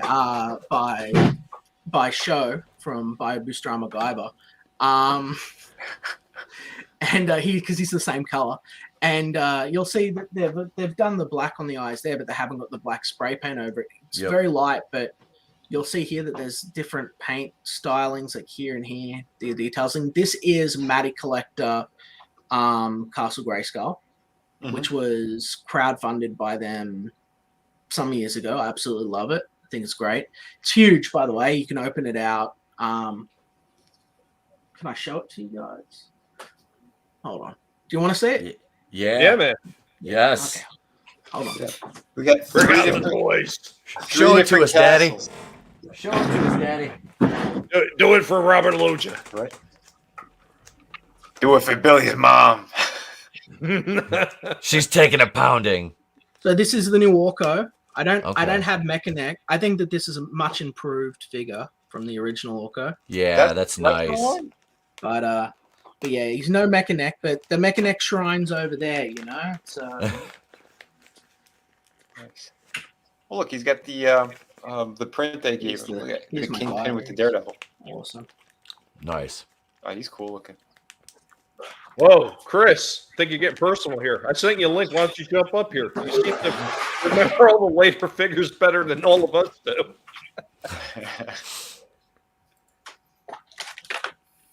Okay, You can already so tell that thing's freaking huge. Oh yeah! Holy crap! Jesus. this here is the power sword that comes with Castle Grayskull, Yeah. at least with the Matty Collector one. If you were to get the other Matty Collector line, you'd notice that there would be a split and you'd actually connect them together, but this is a whole sword. And like the original toy, you put the power sword in here and that opens up. Now, I need to dust off my Grayskull. It's terrible shape. It comes with the gun at the top still. That's just down because I haven't finished tidying this up. It's got a little peg that goes in the top there, which no, it doesn't. Goes in over here. It's got a peg that goes in some. Oh no, that is the peg. I'm just short. You got to realize I'm short. It comes with the flag, and with the play feature that they've got of course like the original Grayskull flag. You've got if evil rules the castle or if good rules the castle. Nice. Evil, good, and so that's really rad. Now, like the again, like Snake Mountain had, like we saw earlier. Oh, we've got the Guyver unit here because that makes so much sense. And here is White Zor. That's the Princess's White form, a limited edition thing that they did. Beautiful. But based off the mini comics. But if we just open up, this little pawn thing comes separate. You plug it in. Once it's in, you can't get it out. We've got little clips on the side here. That thing is a beast. Oh, you it's can huge. yeah. It's huge. Like I remember, I might be a tiny dwarf man, but I'm very, very portly. So this is a massive thing. Now, as you can see, it comes with these chains, which I've got to dust this thing down. It's been sitting still for ages, but these are actual metal. These are like real steel. Holy shit. Wow. And they hook up to somewhere here anyway. They put the jail cell in the bottom. Oh Yeah. yeah, they've got the jail, and it's got secret compartments and everything. I'll show you too. It comes. So this is the Holy spaceman. hell. He was. If you look at your original Grayskull, like if you want to bring that up, even just to show the audience while I'm getting stuff done, there's a painting of a spaceman that's one of the dactyls, right? Like if you want to give him a Let me look. see. Yeah, let me. Hey, I'm look, gonna open. look! it I up got real my quick. Strider too. I got my Strider here too. Nice. Look there. Hell yeah. Let's see. yeah. I don't know if it's in. Is it in here? Is there's that right is that it there? Is that it there? here. Hang on. That might be it Behind- there. Behind the throne. Maybe, I'm not sure. No, that's just a banner. That's just a banner. No. There Well, was probably it was probably one over here, and it's gone. Yeah, yeah. Well, it was he was a little cardboard guy, I believe, and he came with the he came with the thing. Now this still fully functions. This goes up and down. You know. Yeah. We get a dead moth out of Grayskull. That's not where It's a castle. It's going to be musty. I haven't opened this in forever. I've got to sort of dust it down. You'll see that it's got the computer here in the back. I don't know if you can actually see it, but it's got the there's actually a full monitor there with planets and space and everything on it, which is really cool. It's original art. Dude, that's amazing. And Yeah. this here is a secret door that opens up. I've got to open it from the other side. So you know what I'm saying, Liam? When they did this new one, they took some of the elements from that, it looks like, and they put it into this newer version because that's what ETEP was talking about. The computer on the newer Retro Origins one is actually a computer sitting there. It's molded plastic instead of just a sticker like the old. Yeah, mine one was had. a decal. Yep, I've got the Holy Bible here. In case you're wondering, you know, the stance of Grayskull and the great philosophical arguments. Sometimes He-Man needs to pray. That's right. Sometimes He-Man's got to pray. We're going to make a religious show now. We've got the throne, which is, I love the throne. It's got the trapdoor here, which Goes right into the jail cell. No, it just drops down to here. Just drops down to here. Gotcha. But can we? But look at the detail. Yeah, but look at the detailing on that throne as opposed to the it's crazy good. And again, it's got. I'm gonna clean all this after this stream. I'll get the wife to come out. Dust. So it's still the same with the throne. It turns sideways to open the trap door. Yep. Nice. Cool. So and it's got a nice. cool pattern. So yeah, that's cool. It sounds like a nice heavy door too. Oh, it is. And then you got these nice little banners here that you were showing earlier. There's an evil one and a good one, but I'm leaning in front of it so you can't see it. But the Okay. sorry, The they're on there. tapestries. Yeah, the tapestries. And what they didn't have in the original, but we've got here, see this little door here? So we open that up, and oh no. Look at Chris. See, Chris, why ain't you up here talking about this? Get your sorry ass up here. Okay, so this has the orb of power in it, but I'm not joking. There is no orb of power. I had the orb of power that came with King Grayskull in this. I don't know if the Horde or the Masters of the Universe have come over and stolen it, but they've seemed to stole the power of Grayskull that would normally sit in here. So I'm glad I opened that. That's I'm gonna have to buy a new King Grayskull to get the orb that goes with that. I'll send you a marble. Yeah. Oh no! Don't let his wife hear that. And you can't see it. You can't see it here. I wish you could. But they've got an awesome dactyl like those old school ones right in here in the bottom of the jail cell. Now, what I'll show. The last bit of it is. So this is God, that thing's fucking massive, dude. Oh yeah, dude, it's huge. That is Incredible. I'm gonna have to do it after bed. But you'll see that there's all of these different little. How do I? Okay, well that's got a key. Somehow I can open this. I just don't want to fiddle with it. I haven't fiddled with it. And where's the other one? Is it here? Gosh. Well, this is also a secret compartment which you can open and close somehow. I'm just too retarded. I gotta send more Hail Marys to Mechanic. I don't know how to work the device. But there's a way that pops open anyway. Get a screwdriver and use your teeth. Yeah, I don't want to break it. I don't want to break it. Is the thing. So, and yeah, that's the new Matty Collector Grayskull. You can pick that up for about I think it's about $1,200 right now over on eBay. Jeez. Oh, Yeah. Jesus. So you'll have to check it. Maybe that's Australian. I'm not sure. But that. yeah, but it's awesome. It's awesome. Oh, by the Absolutely. way, These kids have the Assassin. coolest shit. Thank you. yeah, man. It's good to see you, Soul Assassin. Welcome, buddy. Welcome, man. dude. And yeah, looking in the background too, we do have different Devastators, by the way. We do? Awesome. Yeah. Cool. The bootleg one I have is different. I think it's bigger than what you got back there. Oh, wow. You realize that's in the distance, right? I mean, that's Yeah, I know, but you were standing up. Okay, I was cool. kind of looking at the height too. No, mine's pretty damn massive. I have them in Yeah. if you take a look at the Soundwave review, I have stills of him next to Soundwave. And you see Awesome. I'll how have big to he check is. it out. Yeah, he's I'll gigantic. have to check it out. Chris Fisk wants to know, Liam, did they make a new Point Dread the rest of the top of the tower too? They did, but I don't have it. So if someone wants to send it to me, I mean, it's a big expense. But hey, my PO box is Liam Gray or Conquest Comics, PO Box 1234, New South Wales, 246 Grafton. I'm getting my address wrong. Is PO Box 1234, Grafton, New South Wales 2460, Australia. And yeah, look at Point Dread. That's cool. That's awesome. I wish I could get this. I wish I could get this stuff here. Like I have to order it online and get it from overseas. Like you just can't get cool shit here.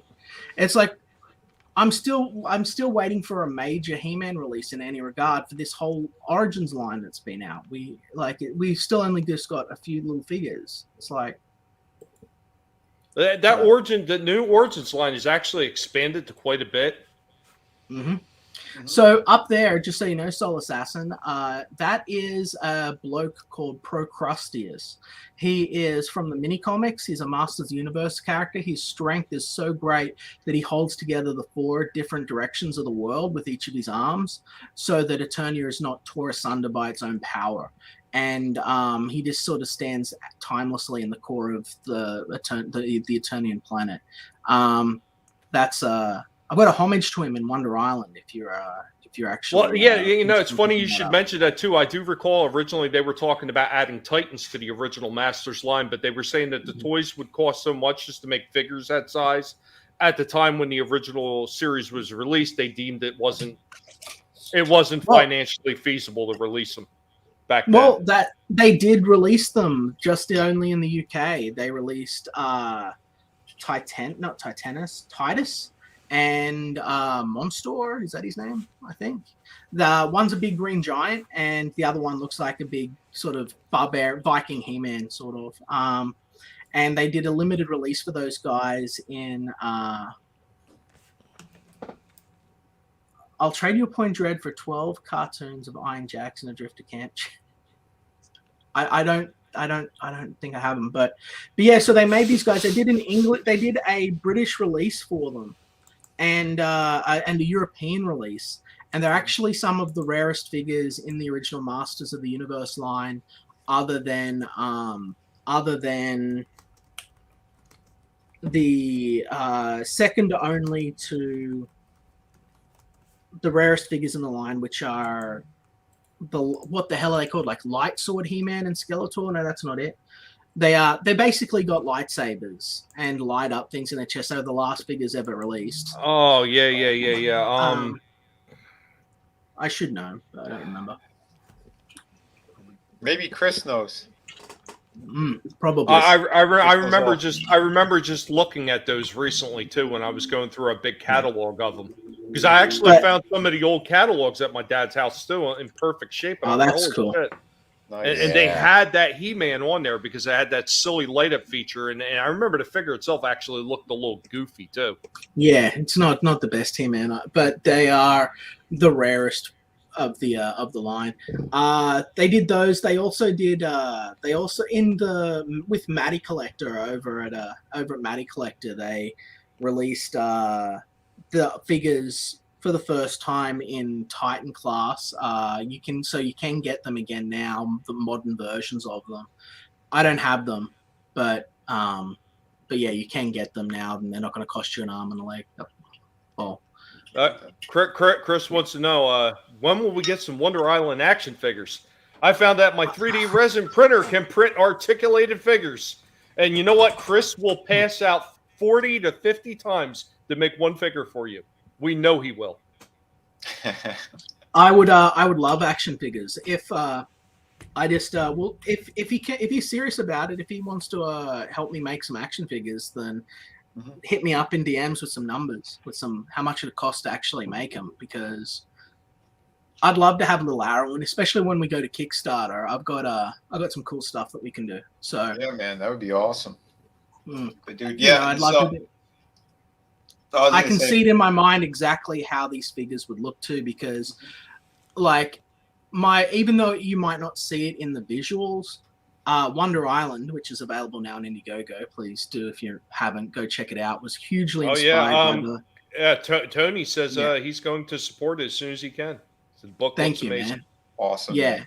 And it's and real quick, just in case anybody wants to look for anybody's projects, they're listed down below in the description. I made sure to include. Oh, awesome.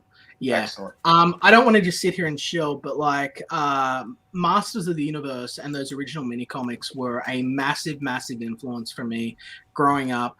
And Wonder Island is as much a love letter to those classic mini comics as it is anything else. Like I wanted to have a sort of well, I won't go into a huge thing, but it's, if you like Masters of the Universe, you're gonna enjoy Wonder Island. It's got a lot of the same essence. It's got a lot of the same sort of energy. Arwen, the young boy hero, is a protector of the secrets of Brightwater, and protects them from the forces of evil the same way Prince Adam is a protector of Castle Grayskull and its secrets. Like there are parallels there. It's basically my ability to tell these kind of stories. Yeah. In a new and original way. It sounds like Chris might be interested in that, Liam. Yeah, I mean, not unless I'm misreading that. Hell yeah, but I'm thinking, what's going on, Keely Chow, and what's going on, Marby Dog? I hate Kevin Smith for ruining the great art from Netflix He-Man with terrible writing, terrible direction, and identity politics. Yes, Speaking of which, Marby, Liam, myself, and a couple other people, we had a 4-hour stream over on my channel, and we tore it apart. And again, who was actually behind it? And it wasn't Kevin Smith. They brought that asshole in afterwards because they were trying to get a name they just wanted a figurehead. Yeah, they wanted nerd power behind it. Yeah.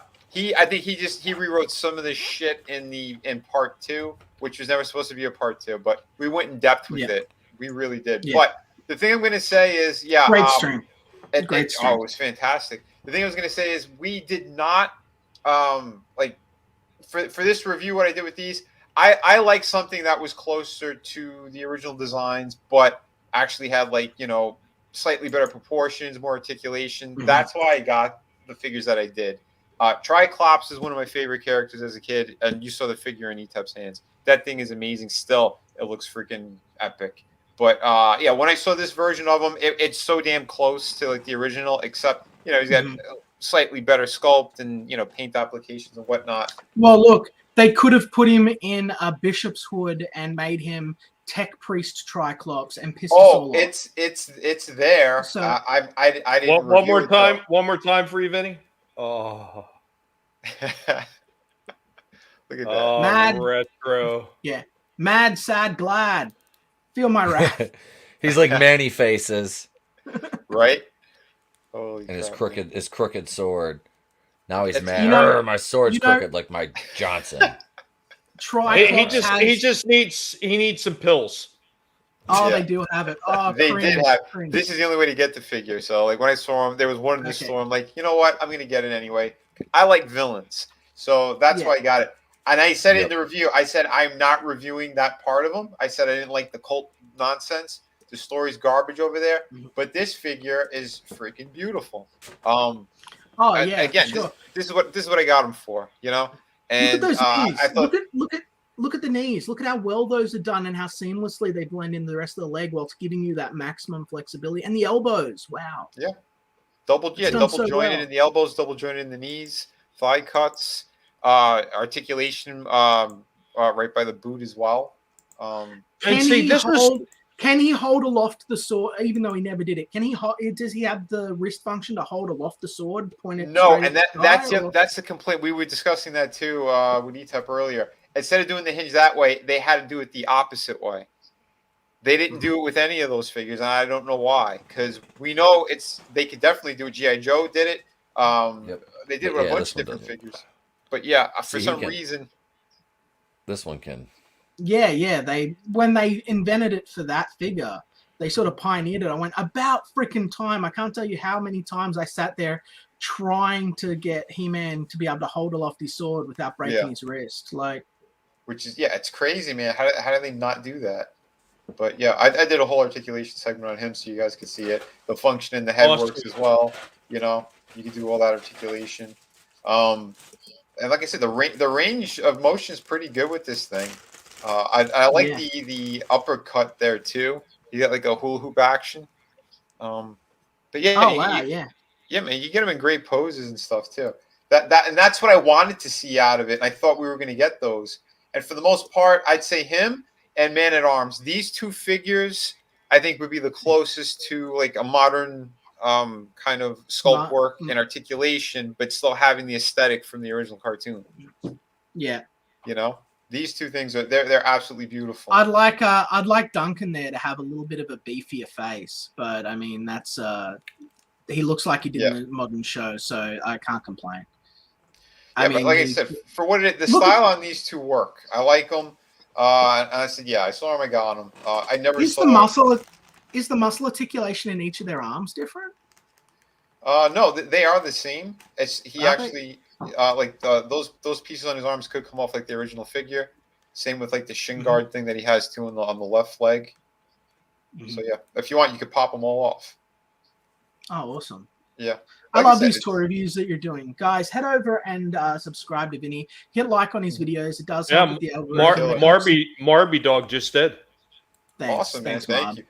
It's like when you guys do that, it's not just interaction. It's not just feeding the ego. It actually helps the YouTube algorithm so that other people that are outside of our circle can find our channels that are interested in this stuff. Look at that Havoc stuff. Yeah, his staff is fantastic. So I said in the review too. That's a lot nicer than this one. Well, that's what I mean. Like they were there. They were almost there. They needed to do a better head sculpt on him and feet. Those are the two major issues I had with this figure. But his articulation is beautiful. The paint job looks pretty nice. It's simple. But the cloth goods cape, that's a plus. And well, you know what, Vinny? Is it just me, or did they take everything that they were doing with the Origin line and then just amplify it a little bit when they did that line? Yeah. Kind of. I kind of wish they had a little bit more, because some of the joints that you guys are showing me, like in what E-Tip just showed me, there's more range with like the wrists and stuff like that. I wish they put that into these. They almost had like the perfect line. You know what I mean? They were getting there, but at the same time, you have some of the really shitty cartoon designs, which I won't buy those figures. But the ones that are closer to the original, sure, I'll get them. I love villains. If they do a Trap Jaw, and he's again, because in the cartoon he still had that the same kind of aesthetic. I would definitely pick him up. But I'm waiting on that. I don't know if the lines are canceled or whatnot, or if they're still releasing them. But they sell. They actually do sell. The ones that haven't are He-Man and Moss Man. Those are the two I always see in the stores. I'll buy a Moss Man. Yeah, well, Moss Man, they turn him into Swamp Thing. he's essentially Swamp Thing now. So I don't know. You know what? I would not support buying the ones for the Revelations line just because I hate everything they did with that show. But I will say, when I seen the Battle Cat for it, I was actually blown away with the extra detail that they wound up putting in that one. I mean, they did a great job on the Origin Retro line one, but holy shit, the amount of detail they put in the Revelation one, it kind of pissed me off a little bit that show sucked so much and it was so infused with heavy identity politics shit that I didn't want to put any money into buying that line. Yeah, man. I hear you. And the thing was, like, I picked up Skeletor and Beastman before the cartoon came out. I saw them. I went, these look pretty cool. I'll give it a shot. I got them again because I like the bad guys.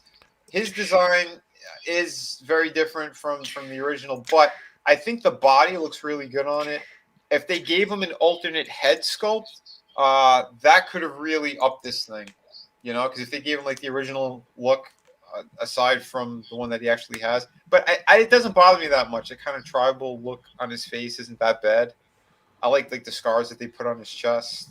You know, again, sculpt work on this thing's amazing. You know, I thought they did a pretty cool job. But again, for what it is, I'm not going to get most of those other shitty figures. But the villains, as long as they're close to the other ones, yeah, I'll probably still get them.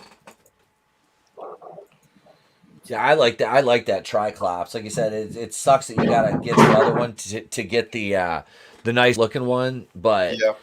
it's worth it. And then, honestly, like I don't like the cult thing, but it still is a good looking. It's honestly a good looking figure, even with the goofy ass outfit on.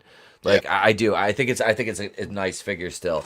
But yeah, the writing that's it too. Like, and that's one of the first things I think I mentioned you guys was when the show came out. It was like, damn, they wasted like bloody brilliant animation. Like they wasted it. They wasted. Oh yeah, yeah. Of course they did. On utter shite writing. Yeah. You know. They do it across the board, man. Yep. You know. Oh yeah, Yep. Soul Assassin. Yeah, I've seen some amazing customs as well on online on Instagram. Yeah, there's some very talented people out there. Holy crap, the stuff that they do. Hey, what's going on, Frankie? The power sword. He's got the power. Hey, sword. Frankie. He's got both. Oh wow, Hi, look at that pose. My name is Kevin Smith, and I'm currently writing a new Masters Universe. What multiverse? Shouldn't it be metaverse? Oh, what do you got there, Etep? What do you got there? Oh, I said I gave He-Man the both halves. He's got both halves of the power sword. So Wasn't that guys- an awesome and underutilized storyline? And now they're sort of doing it a little bit in the new Master Axon's Universe back. cartoon. Skeletor's got his Havoc staff, and He-Man's getting ready to bitch slap him. But I'd always make Skeletor win because, like Vinnie, I'm a heel fan. Yep. Like I was always like, you know, Skeletor would He-Man shit up, dude. Like if it wasn't for Mechanic, He-Man would just be screwed. But No, what's going on, Nelson the Gentleman? What up, my piggers? What up, brother? That's a good one. I'm not. You know what? I wasn't going to hold back on that. That's too damn funny. I don't care what anybody says. yeah. Dude, it's pretty cool. But yeah, man. Well, you know again, what, Liam? I'm sorry. I just wanted to hit Liam real quick what he was That's talking all right. about. Yeah, he was saying it was a very underutilized story. And that was one of the things that I liked about the mini comics. They actually went into the two halves of the power sword and how powerful they were and how overpowering they were, that they had to be separated and they had to be hidden. And they did that in the original mini comics. And then there was people that shit on the mini comics saying that they didn't matter. They didn't have nothing to do with it. And Filmation retroactively destroyed it all. So who cares? Like, dude, it's part of the story of what made He-Man what it was. Of course. Yeah. Ugh. And and it was cool that as a kid, like they came with like you got half the sword. The sword looked cool enough, but then if you got two, you could stick it together, and it was play functionality. And just bringing it on the matter of play functionality, bringing it back to Grayskull, to Grayskull over there. I've got to think like, yes, would it be good if we had the extra paint deco out on the front of it? Sure. Would it be better if we had really high detail, more quality stuff? Yeah, it would. But we got that at the price that it was at into the hands of a whole generation of kids that otherwise probably couldn't have afforded it. And now we're all sitting here today going, look at how awesome this is. And we've got this, which we can afford because they can put more into it, you know, like at least at the time, if you're around. And the new figure that's coming out, the new Grayskull that's come out is really awesome. And it's like, we wouldn't probably have that today if in the beginning they didn't pioneer with that and make the sacrifices on the pain and make it. Because I think that people are really spending a lot of their time and money producing really high quality stuff. I'm one of the guys that's making this mistake too. This is actual gold. You can get this on the highest tier of the campaign. But we've got to make sure that we're at a price point that we can mass produce enough to get this stuff out to the mainstream so people can actually enjoy it. I think that you'll see that even with the modern He-Man and stuff, it's sort of very limited runs. It's like, I really think we need like what happened to Saturday morning cartoons? Like, yes. That kid, when they took Saturday morning cartoons out, like when they basically stopped all that, that really that hurt the toy market as well, because that was a lot of your lead into toy lines was cartoons. They always had a corresponding one. And being 80s kids, we all know that. Oh yeah, dude. Yeah. Are you kidding me? Yeah, and they were. I know that it was political. I know it was political why they did it. But now you look at what kids are going through with basically video games are to modern kids what Saturday morning cartoons were to us. Yeah. But that has decimated the toy industry, and it's decimated the animation industry. It's like it's really disappointing in a lot of ways, because people say, and I'll let you jump in after this, Vinny, but people say that like the modern the retro cartoons that we all grew up with were all toy commercials, but it was actually illegal for them to be toy commercials. Exactly. So like, and even though Reagan had rolled that back here in the United States, it was still limited on what they could do, because they couldn't straight out and just make a cartoon that was specifically just to sell toys. It could be so they had used, really it good could be used, storylines. but there needed to be real storyline. Yeah, exactly. And because of that, it created a cultural renaissance, a cultural revolution, which ricocheted through up to its grand peak manifestation in the form of Teenage Mutant Ninja Turtles, and then just fizzled into obscurity. And I think that sucks. I think that we've robbed a generation of great stories. Vinny, you're gonna say? Well, dude, yeah, that's why we have what we have, man, and that's why we branch out so much. Liam had Xenotype. Now he's got Wonder Island. My brother and I, we came up with a couple different projects. I have my own. He has his own as well. But and that's what we did. We have a children's story, which is also amazing. I ended up releasing it twice because they missed it the first time, so I let them get it on another campaign. But because we need that kind of stuff out there, because we could have all sorts of stories. We could have the superhero, we could have sci-fi, we have something dark, but you need something that's still going to be enough for kids as well. And but by having lots of different options, as they get older, they're going to be able to appreciate more. Oh, that's the creator of the project that I loved when I was a kid. There's something for everyone. We got to keep growing that. That's the best way of doing this, man. Yeah, I wanted to make sure that that when I did Wonder Island, it was something that kids could enjoy but would be lasting. This is ignore the dialogue here, but we just got done doing this. These are roughs if you want to bring them up real quick. I just want to, is that all right? Yeah. So this isn't the actual dialogue. This is just Yuko writing stuff in here. But like, this is like Arwen here as an adult fighting Nibene. You see here he grabs his shadow and he pulls it off the ground and like flings him through the air. And he's like, doesn't know how to deal with this. I'm trying to make like cool stuff. I'm not just trying to do like boring stuff you've seen a million times before, but I want it to be powerful and familiar, like it's there's so much it's important to me. There's so much thought that's put into those pages, because I've been on the studio hangouts with them, and it really is amazing what they're doing. There's hilarious moments, there's heartfelt moments, there's action. It has everything that you need, and trust me, Liam and I, we were laughing our asses off because he wrote it, and even like when she drew it, it was even funnier, and just again, not going to spoil it because it's a perfect moment in there, just out of nowhere, where it's crazy. But you see, that's just I want to bring people. I want to bring people joy. Yep. For sure. Chris Biss says, kids today don't even like movies. They prefer the ADHD TikTok. So my kids, right, are the popular mean girls at high school. It sort of sucks, but that's what they are. They are the celebrity girls. They have big TikToks and other things that they do that are bigger than my own channel. My kids are bigger than me. It sucks, but they're also mean girls. And one of the things that I noticed that was sort of really shitty was like they would be like, let's watch a movie, and they'd put on a movie, and the entire time they'd sit there staring at their phones, and usually they'd get about 1/3 into the movie, then they'd be bored and walk off. Well, and that's go do something not else. even that's not all even the just time. kids anymore, Liam. Like I see my wife doing that all the time. She'll put on a show that she really likes. I don't care if it's Doctor Who, whatever it is.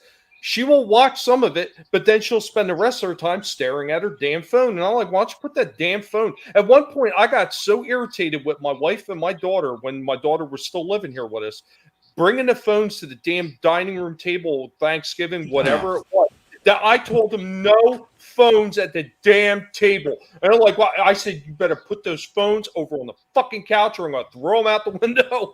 But real quick, before we go further, there's something that Chris Fisk mentioned earlier I wanted to get to. And absolutely, Chris, yeah, the original toy line didn't have He-Man or Skeletor Sword as their source of power. They were intended to be the key for the keys for the drawbridge. But that's what made the two halves of the sword so powerful and why they were actually hidden by the power of Grayskull itself, because Grayskull in the original mini comics was sentient. The power of Grayskull was sentient, and it took those two halves of those swords and hit them, so the power couldn't be used inside Grayskull except somebody that was good. And there was one other thing that was in here I wanted to get to. Oh, this one. Frankie knows. I think toddlers are the only group that play with toys. I thought that for a long time too, but I have actually seen kids that are 6, 7 years old. And I was talking to Vinnie about this one. I was in the Target. I seen the Shockwave toy from the Siege or from the War for Cybertron line. I was looking at it. I already owned it, but I couldn't help picking it up again and looking at it anyway because I never opened mine. So I'm looking at this damn thing, and the kid walks up, and he's sitting there with his mother, and he's looking. And I put the toy down. No sooner did I put this toy down, he grabbed it, and he's, Mom, please? And she said, okay, you can have it. And that was proof to me that there are still kids that are interested in this stuff, but they don't want trash. They don't want trash, and they know what's good. Why These would they? kids, Exactly. They're spoiled now because they see good stuff. Yep. Dude, And we mine segued out of the two power swords here. But I mean, just for a minute, think about what Tommy just said about Grayskull was sentient. There was two. It's like this was a play feature, and they're like, all right, how do we make this cool? You know, how do we make this interesting? How do we do that? Like, that was a lot of thought. Now, we don't even get file cards on the back of fucking toys. How are you supposed to know anything about them if there's no cartoons and no file cards? Like, it's the biggest fuck up. Like, I look at the modern Transformers, the modern He-Man and stuff, and I'm just like, the best thing that I've seen recently was the re-release of the original Turtles, which I don't have. Oh, Liam, you know what? When they first started doing the War for Cybertron line, they did have a small segment explaining the character, and then eventually they faded it out as the series ran on, and that pissed me off to no end because that was one of the things that was amazing. The original bios that Bob Budiansky had written for all those Transformers, the guy from Marvel that basically wrote the Bible on the original Transformers. That shit was amazing what he wrote right there. Amazing. And that's something that definitely missing. And they did the same thing for G.I. Joe. They did it for Thundercats. They did it for all those older franchises. Well, and that's the thing too, man. It's Jim Shooter. He had the brains for it. He came up with most of the names of the characters. He had like a little bit of a story, and he gave it all to that one dude. And without those two guys, we wouldn't have shit that is this cool, and we care about these characters and all that stuff, and why we still collect these things. I mean, there are people here that I think it was it might have been Chris Fisk. I think was it Mr. 400 pounds Manhattan Crime Lord, I think. But he was talking about a what do you call it? A desert troop like G.I. Joe. When I asked everyone about their favorite toys, or maybe it was Red Gaze. Was he talking about Dusty? Yeah, I think so. Oh, was it you, Tommy? I was talking to someone about it. Yeah, and if you got that figure, you'd be like, oh, that's a cool figure. But like without the write-up, without like their assignment, like what they did, who they were, like you would never know who that guy was because he wasn't a main character on the show. Yep. Like that's how you know, like, oh, this is who my favorite character is. You know, like you take that away. They gave us trading cards for. They gave us trading cards with. I was about to call it Cyber Wars, Combiner Wars for Transformers, Mhm. and Power of the Prime and all this. I was like, you got this awesome art, and then on the back, it's just a symbol. It's like, give me a stat block and a little write-up. If you're going to be printing a card, give me a stat block and a little write-up. Why exactly. wouldn't you? Why wouldn't you? It drives me crazy when they leave out stuff like that. And Chris is right. G.I. Joe, they were doing stuff like that. They did it with the DC figures as well, the ones in the 80s. You know, and we would do that. We would cut out the file cards and we would keep them because it was cool. We got to learn about these characters we barely knew that much about. They had extra information. Exactly. People throw away the card backs, but like you'd cut them out and you'd keep them and you'd have them. And like to this day, I'm sure that anyone that's a toy collector knows someone who's got a stack of old cardboard that's like a bunch of file cards, you know? Like exactly. Well, I mean, that was the whole idea behind them. They were actually meant to be collected. They want you to. That's why each one of them actually said, what did it say? A classified file card on them. Yeah. Oh, by the way, Tommy, if you could share one more time real quick. I'll show. Absolutely. This is for Liam, though. Liam, are you watching? Yeah, I'm watching. All right. You wanted to see the Devastator? He's in here. That's a deluxe figure? It's a I got him off third-party figure. Third party. Got him off of eBay. How big is he? Maybe that is bigger than my Devastator. I don't know. They might... That sound wave has got to be at least like a 6. 7 No, it's got to be a 7 to 8 inch figure. Uh-oh.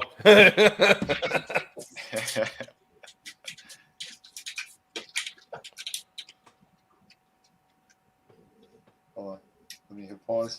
So this is Deluxe Prime. Blow him up, Tommy. Blow him up. While he's still holding it.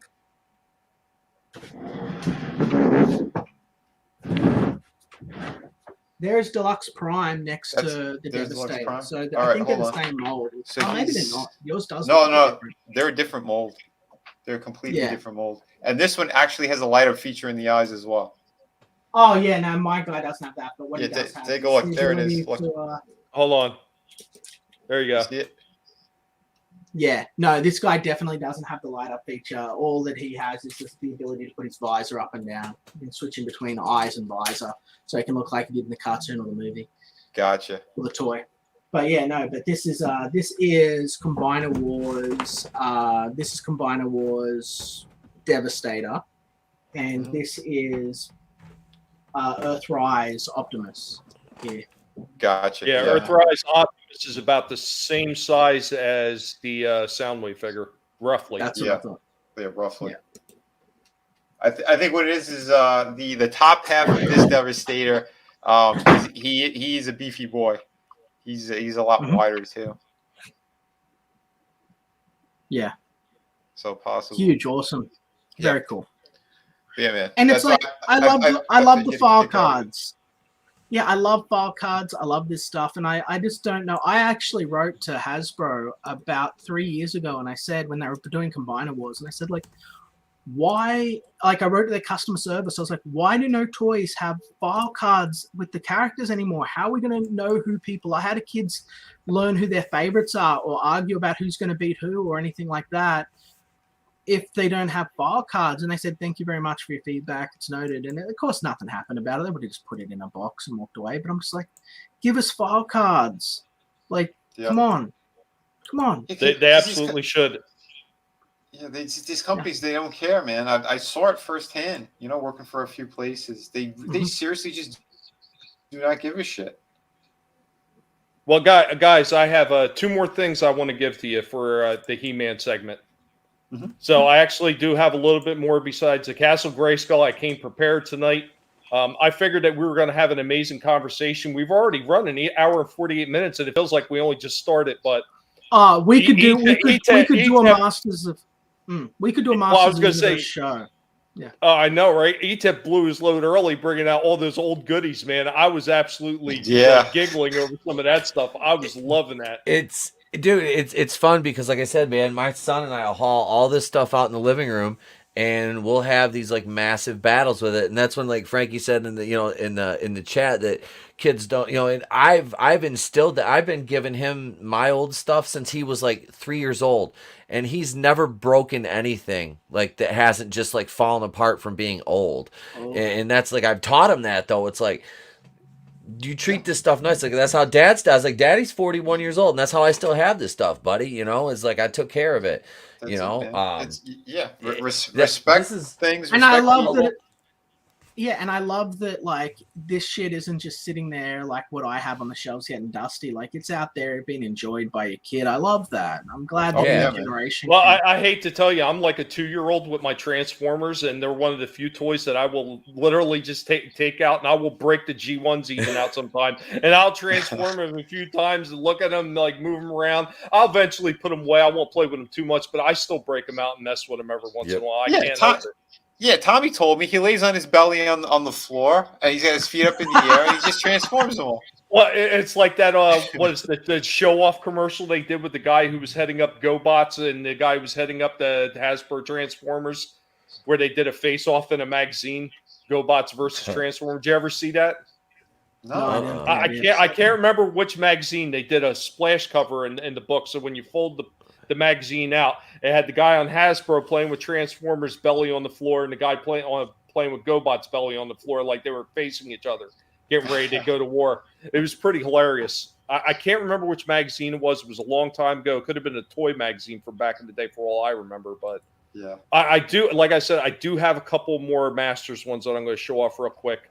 One of them is actually something I had during the Castle Grayskull. It was 2 figures, and I'm glad that ETEP had his figures, because originally I couldn't remember the guy's colors, but I wound up finding just a stock photo of him. But I got that, and then I got a new one that I just recently picked up, and it was actually sitting on the shelf since 2021. So the first one I'm going to show is going to be technically a continuation of the Castle's Grayskull because of the Sorceress figure. So here we go.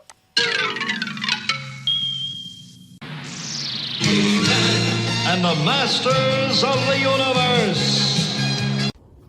And here's Cringer.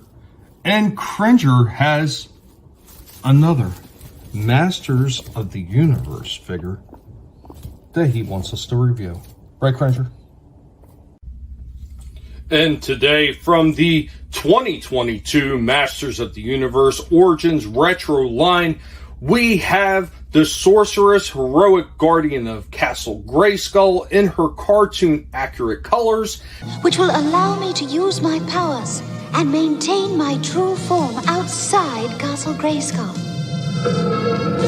and we have Stratos, the winged warrior. Look, Stratos, what are you doing here? just checking on the force field generator. Something the matter? Once again, I think they knocked it out of the park. A few of the colors look a little bit off on Stratos, but I think that's because he doesn't have the rest of his armor on him. Stratos was another one of those figures that I did not have when I was younger, but upon further inspection, there are some significant color changes. Obviously, in these ones, his skin is actually blue. Now, I did find 2 different figures from the 80s, one with a blue harness and one with a red harness. But once again, as you can see, the back of the box is looking very much like the original ones from the 1980s. I think, once again, that they've knocked it out of the park, and these things look spectacular. Of course, as always, they have the little comic book sitting in the back. Another amazing find, and another example of a company doing it right and giving the fans exactly what they want. And the Masters of the Universe. Yeah, absolutely phenomenal. As a little note for why Stratos is the wrong color. So basically that is a homage, I believe, to his mini-comic, an early mini-comic appearance where he was flesh-colored. His leg's going to fall off. Yeah. Well, he's got the ability to fly. He doesn't need it. Yeah, he'll just pilot the Talon Fighter so he can still fly. Yeah. You can just hang out with Xavier and claim disability. Dude, no, funny story, right? So, and my father-in-law he's paraplegic, right? He's got a power chair that he doesn't ever use, and we were up at our cabin where he keeps it, and I jumped in there we were up there with some friends last weekend, and I jumped in, and I've done this before. I jumped in, I put the X-Men song on my phone, I start spinning on. My wife's like, "Are you fucking serious?" I'm like, "Oh, you should have seen me a couple." Never mind. You were already passed out. Oh, I was chasing. There's a little baby fox come walking in our shed, and I was in there with a couple of my friends, and we were enjoying some fun party favors and whatnot. And yeah, I took off in the power chair after the fox and playing the X-Men theme song on my phone. Frankie knows he's getting hard on the sorceress there. Sorceress had a nice figure, no pun intended. And Chris, I would actually have to agree with you. The all-white sorceress that came with the castle looks cooler. The one thing I will say, though, is the one that came with the castle in all-white, I don't like the knee joints on that one as much as the one that comes in the cartoon accurate colors. It seems like they did something a little bit different with the knee joints on the 2022 version. That's interesting. Shortened them. That is interesting. And so you guys know the white sorceress, as I showed the white Zor earlier, is a reference to, again, the mini comics, just like the recolor of Stratos. Mm-hmm. So yeah, I had mentioned that, and I thought it was because I also remember the green version when she first appeared. She looked like Tila, and she was all in green. I actually have that. Yeah, that's a separate character called the Goddess. So she's from, it's a different continuity essentially, but it's that character's called the Goddess, and she was the original sorceress of Grayskull, I want to say. I think she was. So her mother, I know in the original comics they wound up morphing her into the sorceress in some way. Yeah. And eventually, that's who she became. Yeah. Yeah. Eventually, Skeletor had made a clone of her, and that became Tila in the original comics. And then, of course, when they got to the cartoon, it was just her daughter instead of a clone. They had because this is the goddess, the Green Goddess was from the era where there wasn't even a Grayskull. There's just a cave. If you go back and read those old books and those early comics, it's just He-Man runs into a cave and she's just like got all this shit hanging on a wall, and she's like, "Here, take this." You know, it's gives him his force field breastplate. No one really talks about, but in the original Masters of the Universe line, that breastplate that he has, I've forgotten, is it called Eternium? But that stuff that it's made out of projects a force field, and that was when one of the other toys sort of wanted it. So you could take it off, give it to someone else, and they'd be as invulnerable and as strong as He-Man. But they sort of retcon that away. Well, yeah, because the boots gave him extra speed. Because he didn't have no boots or anything. He came in, he just had a loincloth. That's all he had. So he got the boots from the sorceress character. He got the belt, the harness that came over his chest. And yeah, you're right. Absolutely. That was a force field. The belt gave him added strength, and then the boots gave him speed. But none of that measures up to what this guy's got over here, which is a neck like a mech. You know, so I think he's just gonna stay on my desk from now on. Like Mechaneck is, I'm gonna go get his club, and he's just gonna sit here with Triclops and chill. Yeah. All right, so I got one more clip, and Liam, for you, when I did this one, it's a deluxe figure. In the end, I pulled out the comic, and I do an opening of all the pages. Thank you. Now, unfortunately, they do not say who wrote the comic anywhere on it. It just has Mattel and everything on the back. And I was flipping around looking for a writer or something. They didn't have anything. No writer. Did they have the artist mentioned at all? They didn't have the artist mentioned or anything. I was so actually shocked. So I'll go ahead and show that clip now. At the end of it, I showed the comic. So here we go. And the next one up is from the 2021 Masters of the Universe Origins Retro line. We have Mosquitor. Now, this is actually the deluxe version, which of course gets a lot more pieces than the standard one. So we're going to open this one up because I always open up all the deluxe figures, and we're going to check him out and see what he looks like. So starting off with him out of the package, we can see I got him in his more traditional Masters of the Universe pose where he's a little bit squatted down, but he looks pretty good. Of course, he comes with this little booklet. Now, I've never actually shown one of these booklets before, but I've actually had another person, Liam, had asked to take a look and see what they look like. So this is what the new mini comic books look like with these figures. It's pretty cool. It's a little bit, I want to say it's a little bit shorter than the original stories because I believe there was more pages in the original booklets. I'm almost positive about this, but it's actually still pretty cool that they give you all these little individual stories pertaining to the character that is actually in the box. They didn't always have that with the original Masters line. Of course, he comes with a gun, comes with a different head, comes with an extra hand, and he comes with this thing, which I think is supposed to go on the end of his nose, I believe. I am not 100% sure. It doesn't really actually show anywhere in the packaging, but as you can see, the articulation on this thing is actually really good compared to some of the other ones. Now, these joints aren't quite that tight, but they've got a lot of range of movement. It's got a little bit here at the ankle, too. Now, sometimes you got to watch because these things might be turned the wrong way. I've seen a few of them where they were turned the wrong way. This is all in the right places. The legs move in and out pretty well. Of course, there's a waist swivel, elbow, wrist, and of course the shoulder.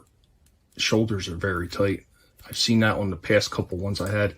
The head actually feels kind of loose, and it seems to be a thing with all these ones that have removable heads. Like the heads just seem a little bit sloppy on them.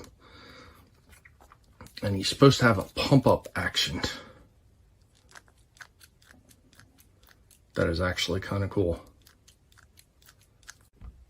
And here he is with some of the attachments on it. So actually that is supposed to go on the end of his snout. It's kind of odd to put the gun in his hand. They didn't use the second hand because the second hand is just another open hand to hold the gun, and it really doesn't matter. And the Masters of the Universe.